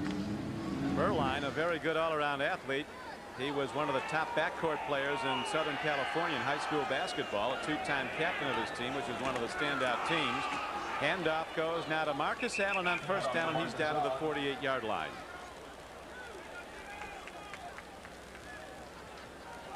Here's the moves we're talking about. To get players from the injured reserve list, you are allowed free, and every team turn him down, and then they can re-sign him, which is not going to happen. So Moss is out for the year. One of the best players in the NFL, Bill Moss, the nose tackle for the Chiefs. Arthroscopic surgery went well last week. But as you point out, Trump, he can't come back this year. And now a free ball on the field. It looks like a Chief has it. And it is a live ball and a fumble recovery by Kansas City. So the Raider drive is stopped, and we'll watch that again. It looked like Deron Cherry came up with the football, and that ball was loose before Bo Jackson hit the ground. I don't think there's any question about that. We'll have a chance to look at it on the sweep. Looks like the ball is stripped away from him there, and the ball is loose. Yes. Play once again. Kevin Porter is the guy who makes the hit. There's no question the ball is loose. 27. Helmet right on the ball. Kansas City recovers it. Angelo Snipes. And Kansas City in business. Long drive by the Raiders is stopped, and now the Chiefs go on offense for the first time in the second half, trailing 14-7. And he at quarterback. Pitch back. Okoye takes it right at the Raiders, and they take it right to him. A driving tackle by Bill Pickell, number 71. And there's only a gain of about a yard on the play. Our producer today in the third quarter. Kansas City trailing the Raiders 14-7. That was the score at halftime. Again, now Kansas City in that tough down. 2nd and 10. Bill Kenny came into this season as one of the top 20 captains in NFL history, believe it or not. This free agent from Northern Colorado. Carlos Carson, the intended receiver. There's a marker down, and the Raiders are signaling a hold. We'll see if the official concurs. And he does. Ron Fellows was the man in coverage. It was just a delay pattern underneath that the Raiders diagnosed very well. 60 offense. It's decline. Third down. That's Byron Ingram. Just activated. When he was playing at the beginning of the season, he was a right guard. Now he's a left guard. Yeah, Jerry Robinson inside. Ron Fellows outside on Stephon Page. Ball thrown a little bit behind him, and it's on the ground. Tom Baugh, the center for the Chiefs. Ingram and Mark Addix, the guards. Eatman and Lutz are the tackle. Jonathan Hayes at tight end. On 3rd down and 9. 4 wide receivers in the game. Big rush, and he lets it go. And going for the ball is Stephon Page, who did make the catch, but well short of a first down. Very well done by Page. He was running an out pattern, but he's down 5 yards short of where he had to be. I don't understand why Bill Kenny would make that choice. It's 3rd down and over 10, and he throws the ball 7 yards deep. I mean, there's no way in the world he's going to make the first down there. Ron Fellows had excellent coverage. You got to try to make those first down passes down through the middle. At least give the guy a chance. So Berline will be set to work again with the Raider offense. Raiders have now allowed only 10 sacks in the last 6 games after giving up 15 sacks in the first 3 games.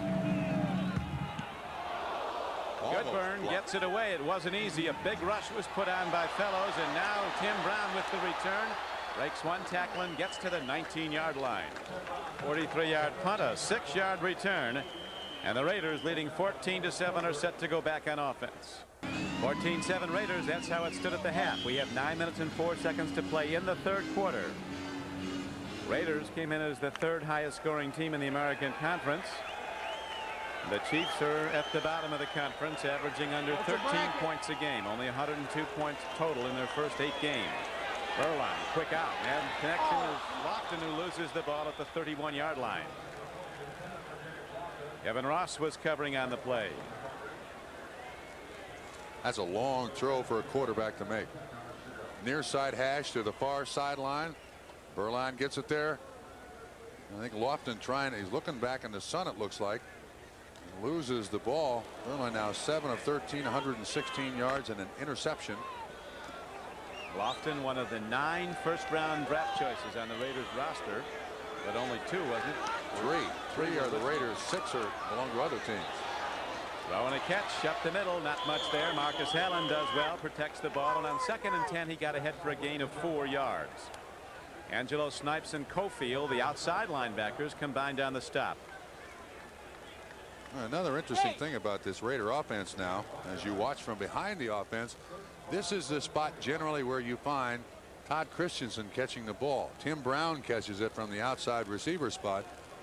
Todd Christensen in several seasons has caught 80+ passes, and they don't throw to the tight end. Here's Todd Christensen on the sideline. He has a real bad calf problem and knee problem. He worked out a little bit this week, but still not ready to play yet. 3rd down and 5 for Berline, and the Raiders out pattern, too much on it. Looking out at the 37-yard line to Tim Brown, so the Raiders will have to punt the ball, and the Chiefs should get it in good field position. I'm getting a big rush on and hurrying the throws. Long punt downfield. Kitrick Taylor runs it back for the Chiefs, and he's out to the 36-yard line. That was the first punt of the game for the Los Angeles Raiders. 53-yarder and a 13-yard return, and the Chiefs are set to go on up. 7 minutes and 58 seconds to play in the 3rd quarter at the Los Angeles Coliseum. Don Criqui with Bob Trumpy. Kansas City Chiefs, as you see, down by 7 with the ball at their 35-yard line. Bill Kenny, a 6'4", 218-pounder in his 10th year in the NFL. A long shot to make it. Free agent, has had some big years. Okoye runs the ball, gets it out for a gain of about 3 or 4 yards. As we check the scoreboard, San Francisco now ahead of the Vikings 10-7 at Candlestick Park. Seattle holding to the 10-0 lead over San Diego in the 3rd quarter. The Giants have rallied from behind to take a lead over Detroit, the team they beat 2 weeks ago, 30-10.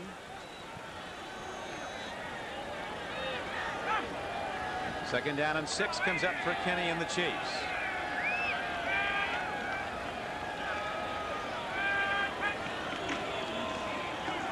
Herman Hurd breaks it almost a long way as he gets a quick hitter call straight up the middle, and he's ahead for a Kansas City first down. And that line front continues to block very well. When to this point in the season they had not. Yes, today they've turned it around. Russell Carter and Eddie Anderson make a saving tackle. This is going to be a double and rub. The center and the right guard addicts double on the nose tackle, and Matt Millen 55. Hurd follows it right up through there for a first down pickup for Kansas City. Herman Hurd averaging 4.3 yards a rush. A 5'10", 190-pound back gets another call, and Herman Hurd from Southern Colorado takes it down to the midfield line. Mark Kelso, another on a fumble recovery by Leon Seals. They beat Green Bay 28-0 to go to 8-1. Second down and 9, and the play is whistled dead. Number 1. Raiders take a last second timeout there. There were 3 seconds left on the clock for Kansas City, and they take a timeout. Obviously, they had the wrong defensive personnel in there. So Coach Shanahan has to counsel his team. He's not to the Kansas City Chiefs. He was a main factor, his coaching of special teams in '86 when the Chiefs went to the playoffs as a wild card team for the first time since 1971 with virtually no offense. But their special teams some days would outscore the regular offense. Mike Shanahan, the youngest head coach in the NFL. Big task. One, you got to get along with Al Davis here. And two, you got to put in a whole new offense. Not easy for anybody. Well, they reverted back to some of the basic Raider offense, as they're having some problem all getting on the same page, as Shanahan brought in primarily the Denver system. He was the offensive coordinator there the last 2 years as Christian Okoye runs the ball to the 45-yard line of the Raiders, where Eddie Anderson made the knockdown with 5:45 to play. Third quarter, 14-7 Raiders. The headliners, Herman, for a win over Cincinnati today.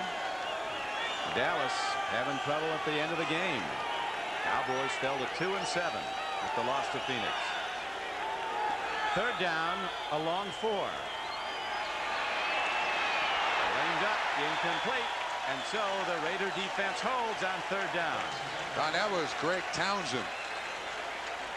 He got outside the right tackle, David Lutz. Now, Townsend, because of injuries, and he's not a guy at less than 250 pounds who can play a whole defensive game. He's a pass rush specialist, but the Raiders are forced to play him the entire game. Goodburn hits a long one that Tim Brown is going to fake the fair catch, lets it hop. It takes a chief bounce inside the 5-yard line and rolls out of bounds at the 6.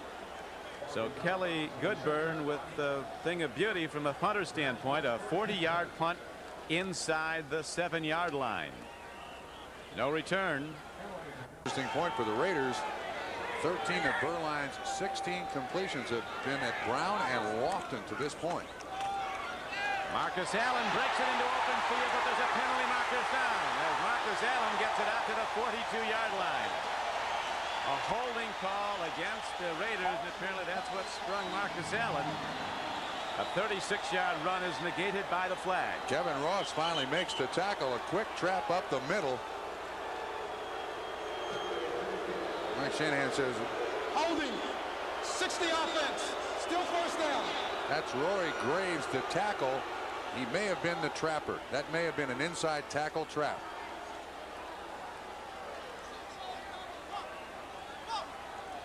That's when you want to find a nice little hole in this Coliseum dirt and just kind of, let's see if we can figure it out. No, it's not a trap. I was incorrect, but there's 60 on the hole. It is a straight ahead blocking play by the Los Angeles Raiders.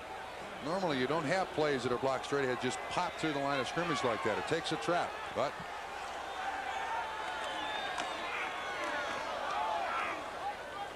Bo Jackson trying to get the Raiders out of jail, back down in their own end. After the penalty call, the clock now shows 4:17 and running in the third quarter. Raiders continue to lead as they did at the half, 14-7. Talking about Buffalo, Trump, with that 8-1 start. That success story has really been engineered largely by a former Kansas City Chiefs scout and a former Kansas City Chiefs coach, Marv Levy, the head coach at Buffalo. But Bill Polian hasn't gotten a lot of credit yet, except by his contemporaries in the league, has engineered some magnificent player moves to put that team together. they got some help from Indianapolis too, getting Cornelius Bennett. Was involved. Here's a swing pass, and it's by Jackson, and Bo took a kick at the football. Give him a glove. Soft fly ball. That was a tough one to catch, though. I mean, I can't be too critical of Bo Jackson on that, because watch this baby sink. Hit him in a bad place, right in the hands. Well, Berline kind of takes something off of this, and you'll see this ball kind of die as it gets to him. Catch it, Bo. Catch it. That one. It was sinking, but that was sinking right into the glove. We've praised Bo. That ball is caught in Pop Warner leagues. That's also like a 20-yard completion. At least when he's running in the open field. Now big down, long down, 3rd and 8 for the Raiders. Chiefs, if they hold here, will get the ball in good field position on a punt. On his end zone, a throw and a strike. The ball is taken by Tim Brown, and he's got a first down. That is a great catch. Angelo Snipes, the linebacker, in coverage. It's a 13-yard pickup, and running full speed, Tim Brown turns 360 degrees to make the catch. Great body control. A crossing pattern by the Raiders. Brown very shallow, gains a little yards. Look at that. Oh, great athletic ability. Now got 6 catches for 82 yards. Angelo Snipes almost had another 15 put on, making the tackle out well out of bounds. You see Tim Brown's numbers. Now has 18 catches for the year.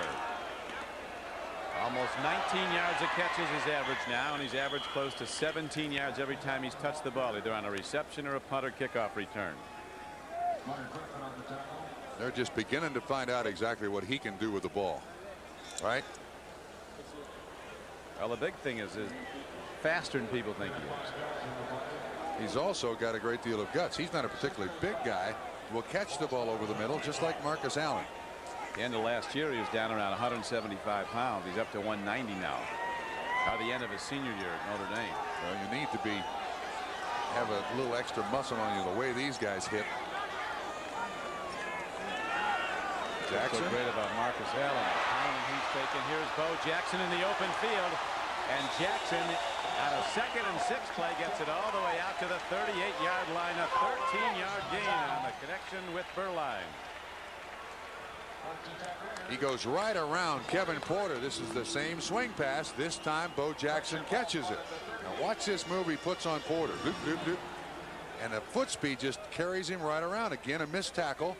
Not because of bad mechanics by Porter, but Bo Jackson gets on you so quickly and is around you so quickly.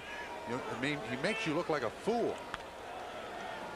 What could loom large for Frank Gams and his Chiefs trump is that missed field goal by Lowry, that rare missed field goal, a 39-yarder. They'd just be down by 4 had that been good. They're down by 7 as it is, as the Raiders go back to the run, and the 3rd quarter is starting to wind out. We're down to 1:55 and running in quarter number 3.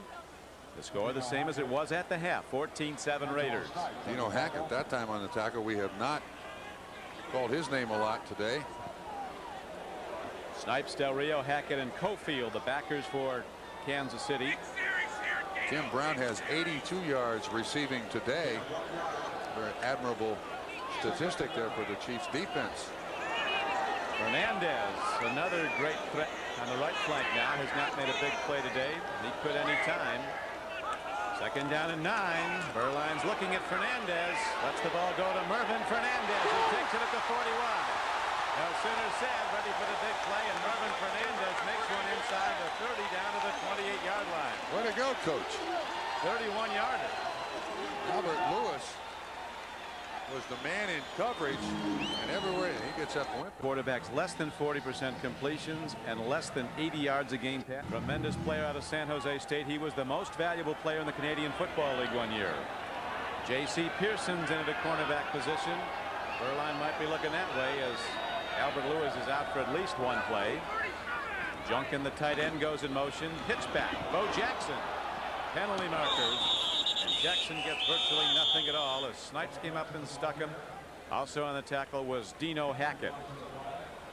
Holding call. Dino Hackett, inside linebacker number 56 for Kansas City. In his 3rd year from Appalachian State, 2nd-round draft choice. He's been tremendous. Every year he's led the Chiefs in tackles. Offense. Still 1st down. That's again Rory Graves. That's the 2nd holding call in this drive that Rory Graves has had. The other one was a penalty half the distance to the goal. At Ohio State, he played on the offensive line next to Jim Lachey, who was later a #1 draft choice of San Diego. Subsequently came to the Raiders and was very much a part of the the trade that brought Jay Schrader here. He went to the Redskins. Lachey. Graves, on the other hand, was a free agent. Started with Seattle and was cut by them. Quick out. Goes to Tim Brown. And Tim Brown is really popped by Albert Lewis, who was well in a hurry. I don't know if Tim Brown is after that. It's a good idea, though. I think that's a play the Raiders can run with Tim Brown. It's called a slip screen. But what didn't happen is there's supposed to be an offensive lineman out there to make that first block on the cornerback. And Brown gets a picture perfect tackle laid on him by Albert Lewis. His leg is obviously well. And Tim Brown all right, too.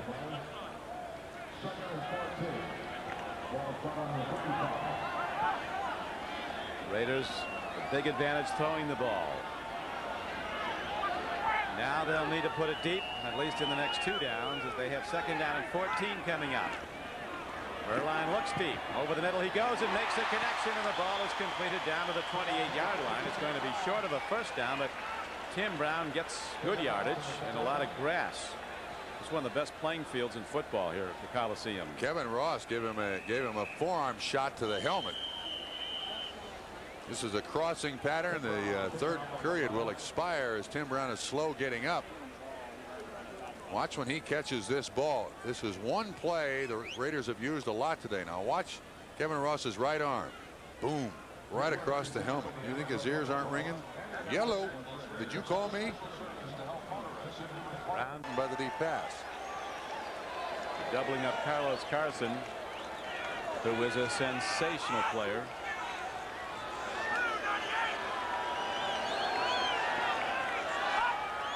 They're down and 7. The Raiders go to the run, and Marcus Allen is hauled down by Stensrud. Gave him about 4. Now let's go to NFL Live. Thank you, Gail. A critical development in the so far very successful season of the Chicago Bears. If they don't get Jim McMahon back, Stensrud is now down for KC, the big defensive end. He made the tackle. He's a nose tackle playing defensive end because of all the injuries. And I don't know that you can say he's not hurt, because Bill Moss last week got up, walked off the field, and ended up having arthroscopic surgery on his knee. Stensrud looks at least ambulatory. You've seen Kansas City run this play a couple of times. Marcus Allen with the ball. I couldn't see what happened to Stensrud there. Big heavy-legged guy like that. Chris Barr in for a field goal. Barr, as we mentioned, has been having problems this year. This will be a 42-yarder. Snap and set down are good. The kick is on the way, and it appears to be good. It's through the upright. And so the Raiders extend their lead now to 17-7. And Kansas City is going to have to start firing when they get the ball back. By Bud Light. Everything else is just a light. By BMW. Now the kickoff downfield. It is taken, whether wisely or not, by Kenny Gamble, a rookie from Colgate, and he gets it back close to the 20-yard line. Ron Fellows came down to make the play. Gamble, a top prospect, set records in Division I AA. 15 in their first scoring drive. 37 plays is not enough to win any football game. Surely 44 yards passing isn't. Here's a throw downfield, and DeBerg, standing on the sidelines, has to be wondering as Kenny misses again. DeBerg passed very well against the LA Raiders in that first meeting, completed 16 of 30. Now, that's the first thing. You've been mentioning Carlos Carson's name on the field. When Carson looks back, he'll be looking right straight into the sun over the edge of the Coliseum. Well, he's a 2-time Pro Bowl player, Carlos Carson. 3 times he's had over 1,000 yards receiving, including last season. Blitz. Running with the ball in the open field is Herman Hurd, who breaks another one, and he is out across the 40, a 21-yard gain on 2nd down and 10. Ron Fellows made the tackle as Herman Hurd has almost broken at the distance twice. Don, that's the longest run from scrimmage the Kansas City Chiefs have had in 1988. Paul Palmer had one of 18 yards, and the Raiders came with a blitz, and Hurd got through that first line of defense. Saving tackle by Ron Fellows. Well, the Chiefs get it out to their 40, but they need big plays. They're down 17-7 with 13:40 to play in the game.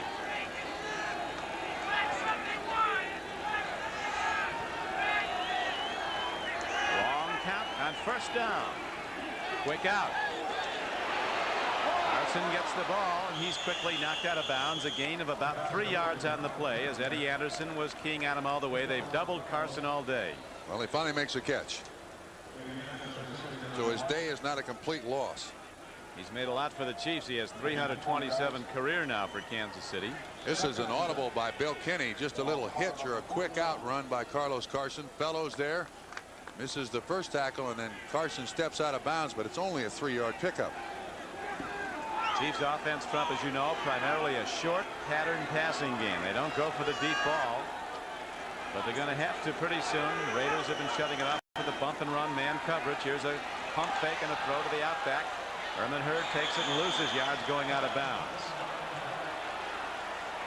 Nice design play, executed very poorly. They had two receivers. They had two receivers on the outside. That's what I was thinking. 3rd down and 7 now. Comes up for Kansas City. Raiders showing blitz. Stacy Turan in the game, number 30. He's been out 3 weeks with an injury. He's a blitzer. He backed off, throwing an incomplete ball at the 40-yard line. Carlos Carson had a hand on it.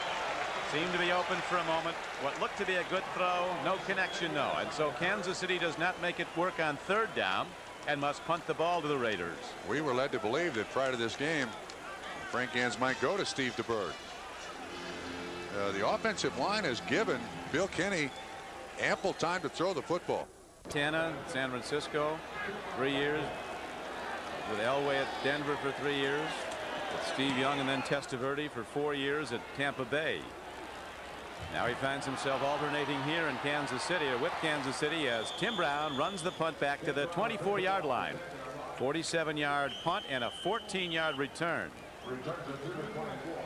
So with 13 minutes to play in the game, the Raiders send their offense back out, looking, I'm sure, to run the ball on the clock. Plays an offense, but they can't make them when they don't have the ball. Raiders have it right now. They got to get it back in a hurry. I think the Raiders are pretty comfortable with their situation too, with both Bo Jackson and Marcus Allen in the game. They can run the ball almost at will. Kansas City has done a decent job defensively against this offense today, but not enough to really keep them in the game. They've given up just enough of the big plays to really hurt themselves. Line with an eye set in the backfield. What a backfield. Marcus Allen and Bo Jackson. They go straight ahead on the dive carry by Marcus Allen. The carries to the 27. Gain of about 2 or 3. Middle of the Chief defense on the stop. Minnesota now comes back to lead the 49ers 21-17. Seattle holding to a 3-point lead over San Diego, and the Giants still up by 3 on the Lions. Attendance announced today here at the Coliseum, 36,103. That means more empty than filled. Like about 56,000 more empty.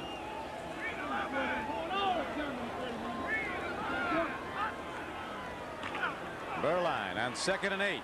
Makes the connection. Well done to Mervin Fernandez, who's still running as he gets to midfield.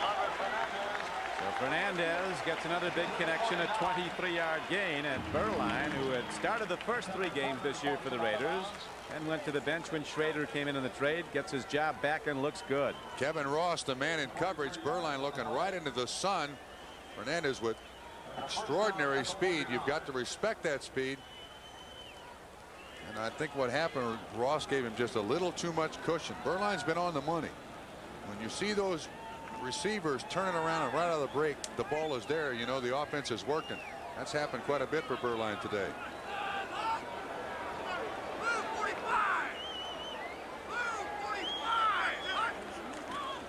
Pitch back, Marcus Allen.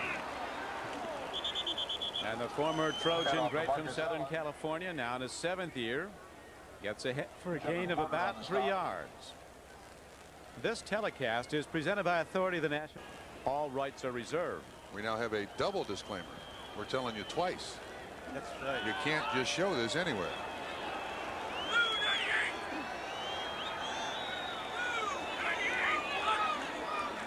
On On 2nd and 8, Berline is well protected, lets a fly ball go downfield. Fernandez is covered perfectly by Kevin Ross, running stride for stride with him.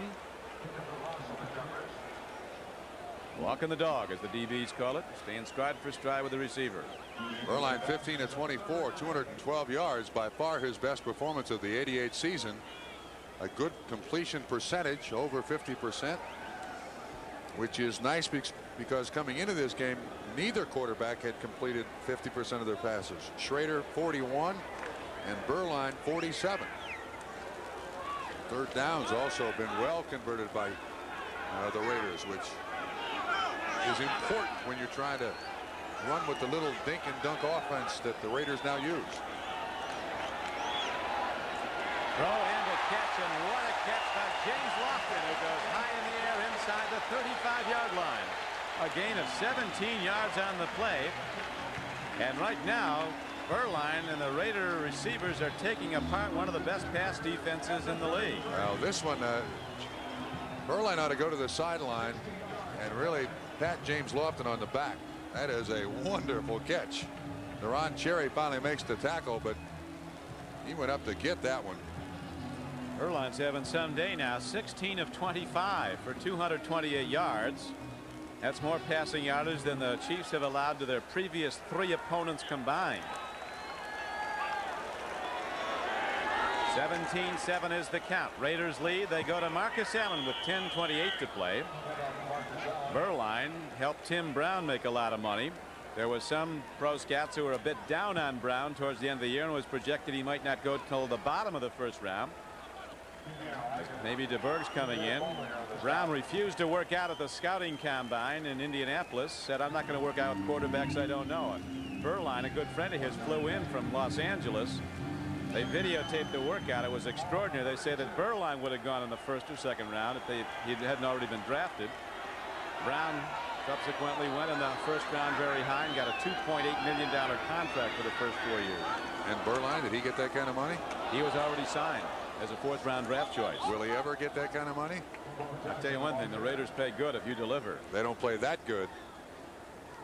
They don't, eh? Jim Plunkett was making $1 million a year when he was 39 years old. Well, yeah, but Steve Berline's got a long way to go before he's in the same caliber as Jim Plunkett. I mean, the basis is there. Yes. It's going to take a while. Oh, yeah, I would think. Howie Long just signed a new contract with the Los Angeles Raiders. $1.3 million a year. An extension of his contract for 7 years.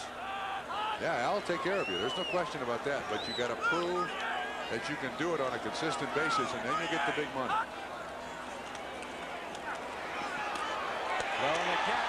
This one completed to Marcus Allen, who's inside the 20-yard line.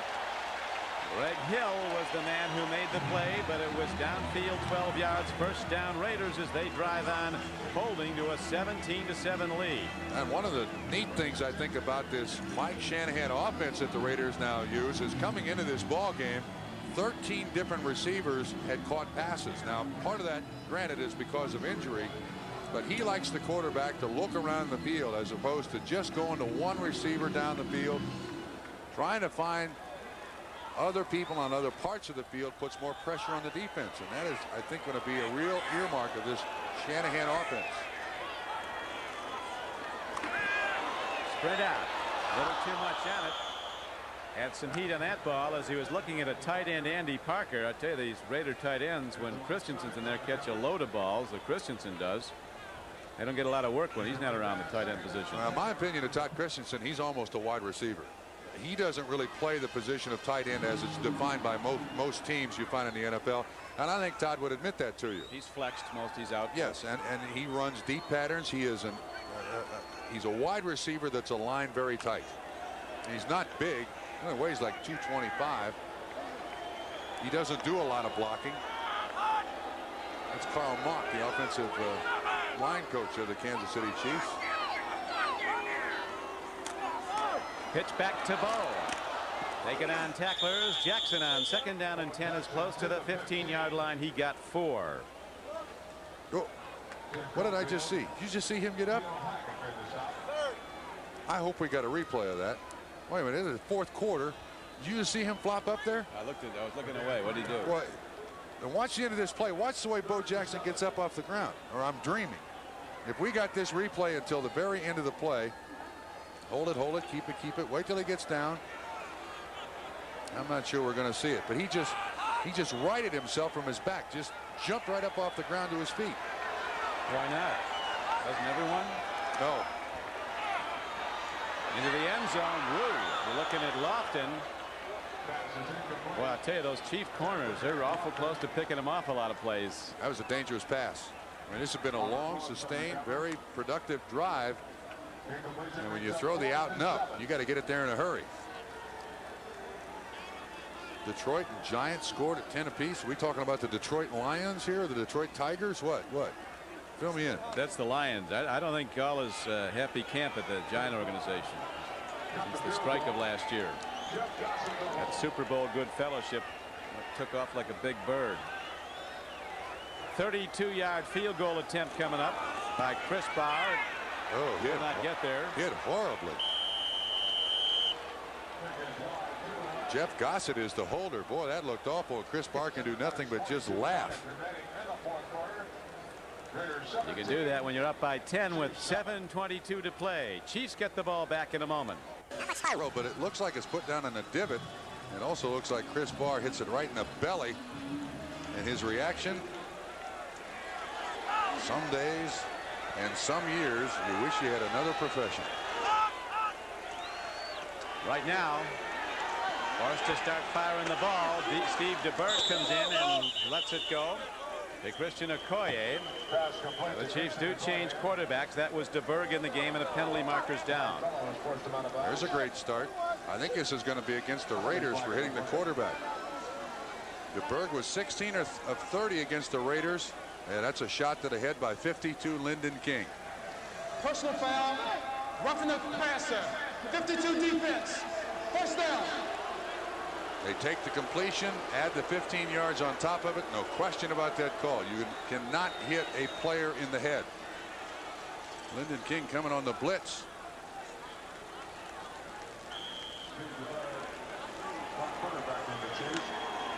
The burger's almost guaranteed that Troy Aikman will be the draft choice of the Kansas City Chiefs, right, when he showed up at Kansas City. Aikman is the #1 projection of the pro scouts to go first in the draft. The UCLA quarterback. Here's a throw downfield. Incomplete. I heard one scout say he rates him over anybody coming out of the '83 draft, over the rating they had then. A scout for a very major team. That includes Dan Marino. All of them. That includes Elway. Ken O'Brien, Elway. He said he's the best quarterback prospect he's seen. You better not mention who that scout works for. He may be looking for a job. I don't believe that. I think that's this guy's job, and he's been following him all season. If Kansas City drafts Troy Aikman, he's going to get killed. They need to fix their offensive line. If they played every week like they played today, they would not be 1-6-1. They block well on the run, and the quarterbacks have had decent time to throw the ball. The Raiders coming with an all-out rush now. They know they have to throw. Here is an out pattern, and it's out to the 45-yard line.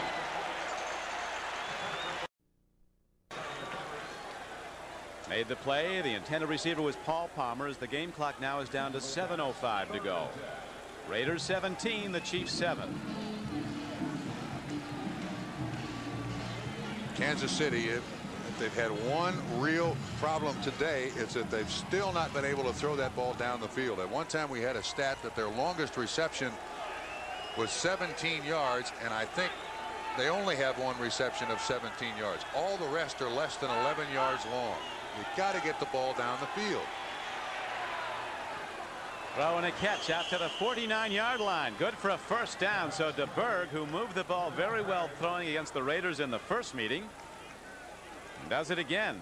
First meeting, the Chiefs turned the ball over at critical times in that game, and they also had a 95-yard touchdown return call back on a penalty. Now the thing you got to like about DeBerg is he stands in there. He knows he's going to get hammered, and he stands in there. Lionel Washington is the closest man.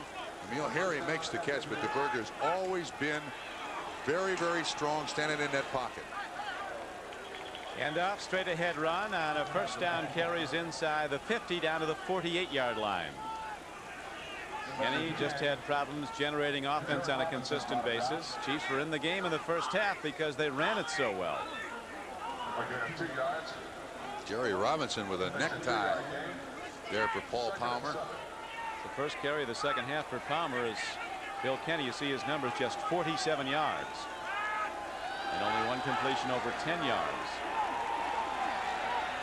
DeBerg hitting wide open people. He finds an open tight end who's not caught a ball all day, and Jonathan Hayes is ahead for a first down as the Chiefs quickly go into alignment without a huddle. A 14-yard gain on the play.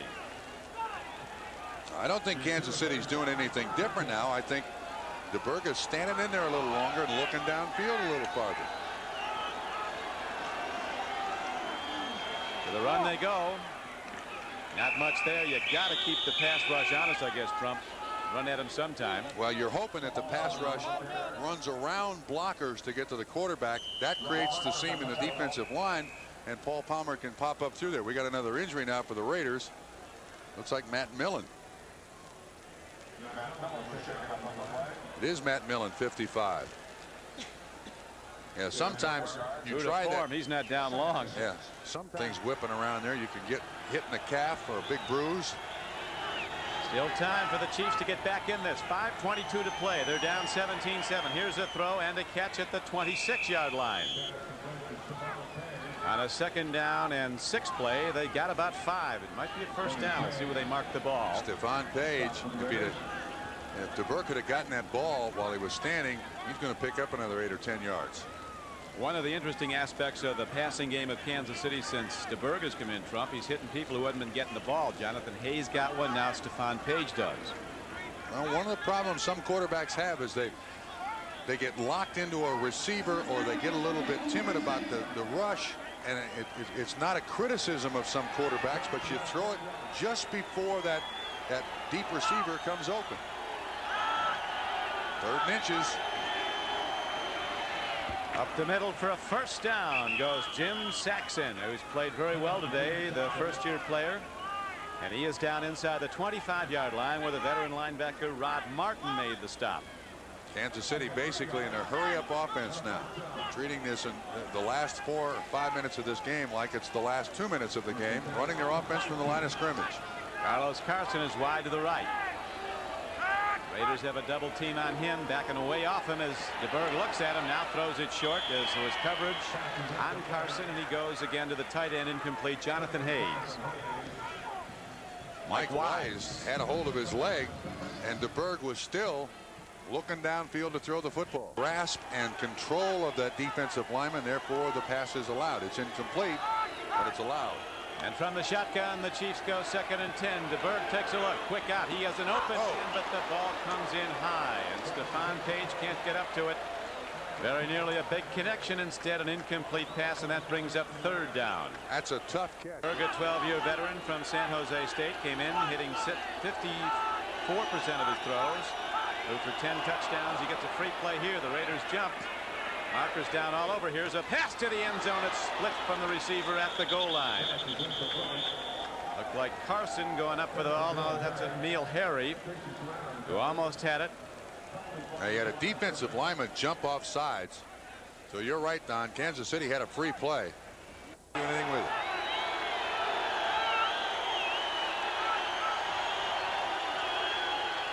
Whoa, a stick and a sack. Mike Wise came hard and made the play. Big defensive end from Cal Davis. Now see, that has plagued Kansas City all season long. They have a nice drive. It starts at their own 20. They do a good job of getting it down there. And then the second sack of the day against Kansas City. And it comes from the blind side. Frankly, DeBerg does a great job of hanging on to this ball. I think the guy he beat was Byron Ingram, number 60. 45-yard field goal coming up. If Lowry hits it, the Chiefs would trail by 7. Game clock running, 3:15 to play. Ball is on the way. And it's good. Just a coat of paint on the upright. Might have had a carom shot off, but Lowry does indeed hit it, a 45-yarder. And so the Chiefs move to within 7. But they have to get the ball back with 3:13 left to play in the game. The Raiders holding to a 17-10. Managing general partner of the Los Angeles Raiders. That's one of the Raider Hall of Famers to our right, to Al's left, Jim Otto. You can see that Super Bowl ring. Vikings still lead the 49ers in the fourth quarter. Seattle now a 10-point lead again over San Diego. Giants and Lions still 10-10 in the fourth quarter at Pontiac, Michigan. It's 17-10 here at Los Angeles, where Nick Lowry just gave the Chiefs their first field goal of the day. Geez, I wonder if Nick Lowry just gave something away. Did you see him? We just showed a picture of him. He kind of snuck a peek across the line of scrimmage. I think he was looking to find out if they were going with a hands team or not. Let's see. No, he kicks it away. Not very well. Well, that's the last thing you want to do, because now the Raiders get it at their 35-yard line. Exactly. A good rule change. We could waste a lot of time going back and forth with 5-yard penalties in the past after a kickoff went out of bounds. Yeah, that's not what they wanted.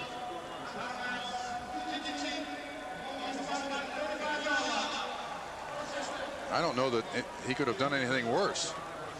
What Berline has to do here is keep the chains moving, keep the clock running, and what the Chiefs have to do is force 3 downs and out on the Raider offense and get a punt back. 3:08 to play in the game. Marcus Allen out of the ball game. I believe Steve Smith is in at fullback along with Bo Jackson. Who do you think will get it here, Don? Bo. Jackson turns the corner, works to stay in bounds, but he goes out of bounds and stops the clock. Chiefs helping him out of bounds. That leaves the clock showing 3:02 left to play in the game. I think one of the things you can count on the Raiders doing with Bo Jackson is trying to run to the wide side of the field. Now here the ball is placed in the middle, and Bo should have stayed in bounds here, because it's going to make the Chiefs either come up with a timeout to stop the clock, or it's going to run another 35 seconds or 40 seconds off the clock. Chiefs have 3 timeouts left, so Raiders do have to keep this ball in bounds. Another pitch back to Bo Jackson, who takes on the tacklers and gets to the 41-yard line. So now 3rd down comes up, and a timeout is signaled for and allotted to the Kansas City Chiefs. That's their first of the second half. They have 2 remaining as Dino Hackett is slow to get up. This guy is a true warrior. The coaching situation after the season, it's invariably back to square one when you make a change, and these players still rally around Gans. These disappointing close losses, they literally could come in here as a division leader if they had any breaks at all this year. This looks like a draw up the middle, not a passing play. 3rd and 4. Well, it's a throw up the middle, and it's good for a first down, and that is of critical importance in this game, as the Raiders now will have 4 new downs, and the game clock will wind down to the 2-minute warning before the next play. Yeah, from that formation, they had run the draw several times. Allen just snuck out of the backfield, was wide open for the completion, and Kansas City takes another timeout so that they can stop the clock again at the 2-minute warning. Nice completion. Look, zone right in between Hill and Cherry. 10,000 yards from scrimmage. Congratulations, Marcus Allen. Certainly has the right number. 32s do well in the NFL, don't they? It all started with who? Jim Brown? 32s in sports. O.J. Sandy, just in sports. Sandy Koufax, Elgin Baylor. Keep going on this. I didn't know. Elston Howard. Ellie was a great one. There is a trivia question about most valuable players in the same season. The one that breaks that is who was the big fullback that played for Denver? Cookie Gilchrist. He was 34. But 32s have done very well in sports. Marcus Allen is certainly no exception.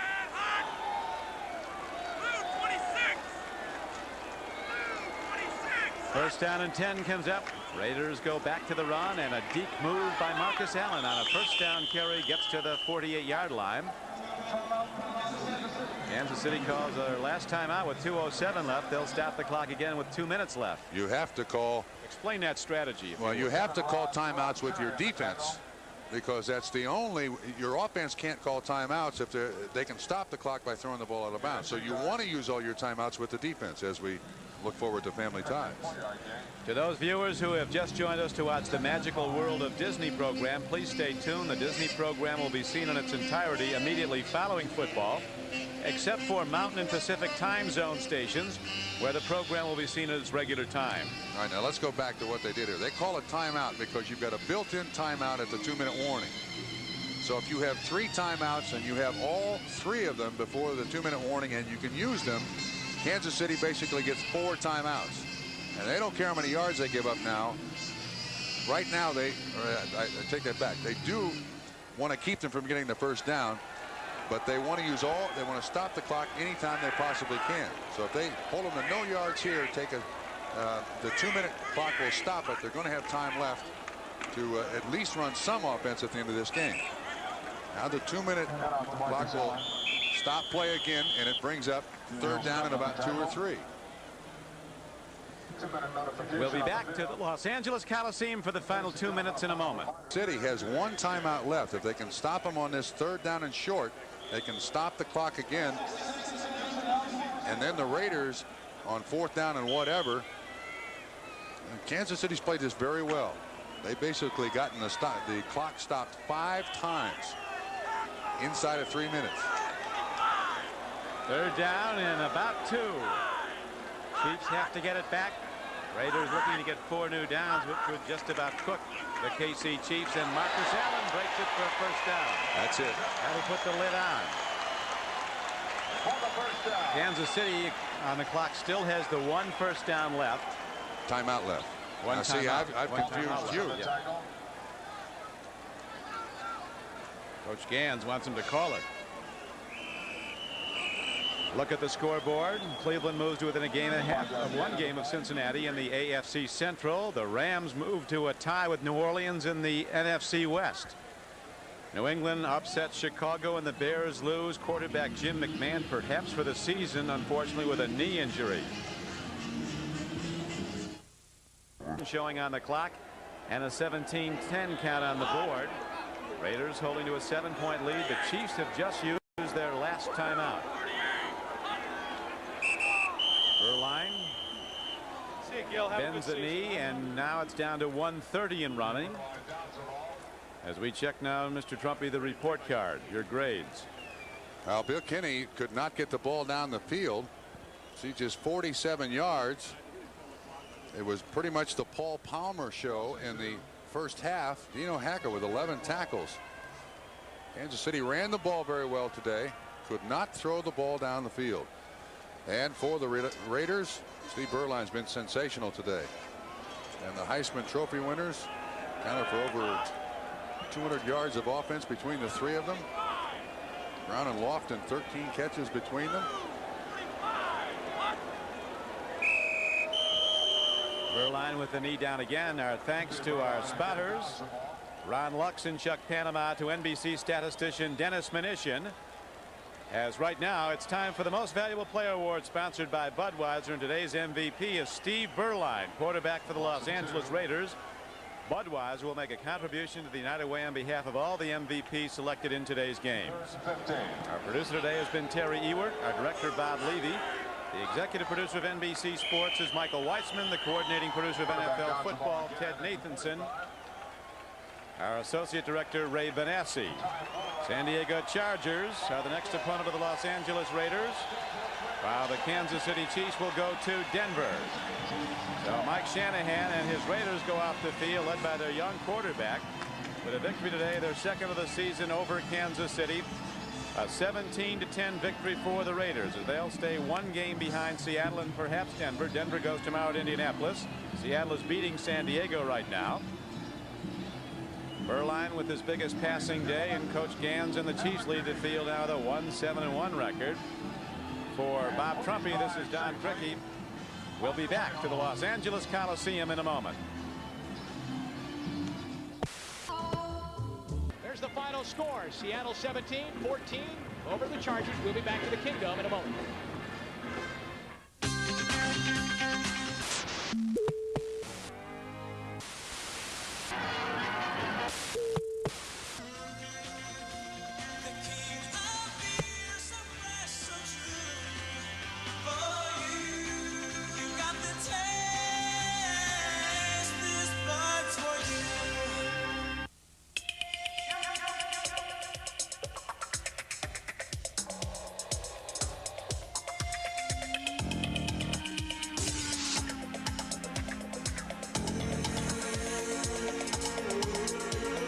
Introducing the new BMW 5 Series sedan. The spirit of a car company, sculpted into 3,400 pounds of steel, glass, and leather. Final numbers, the Raiders win it 17-10. So the Raiders stay no worse than one game out of first place in the AFC West, and the Kansas City Chiefs, while you don't want to look at negatives, might come up with a great quarterback if they lead off the draft. Yeah, well, that's a lousy way to end the season when you're just looking for a quarterback. Actually, there was a positive today, I thought, for Kansas City. They ran the ball well. I think they had like 119 or 20 yards rushing, which is a lot better than what they've done in the past. But I think you still got a big question. Who do you start at quarterback? Do you start DeBerg or do you start I don't Kenny? think there's any question. You start DeBerg. He moved the team. The magical world of Disney follows on most of these NBC stations, except for the Mountain and Pacific time zone stations where the program will be seen at its regular time. Glad you could be with us at the Los Angeles Coliseum, where today the Los Angeles Raiders defeated the Kansas City Chiefs 17-10. This is Don Criqui for Bob Trumpy. Good afternoon. This has been a presentation of NBC Sports, the leader in innovative sports television. Thursday, LA Law is back with a season premiere that's full of surprises.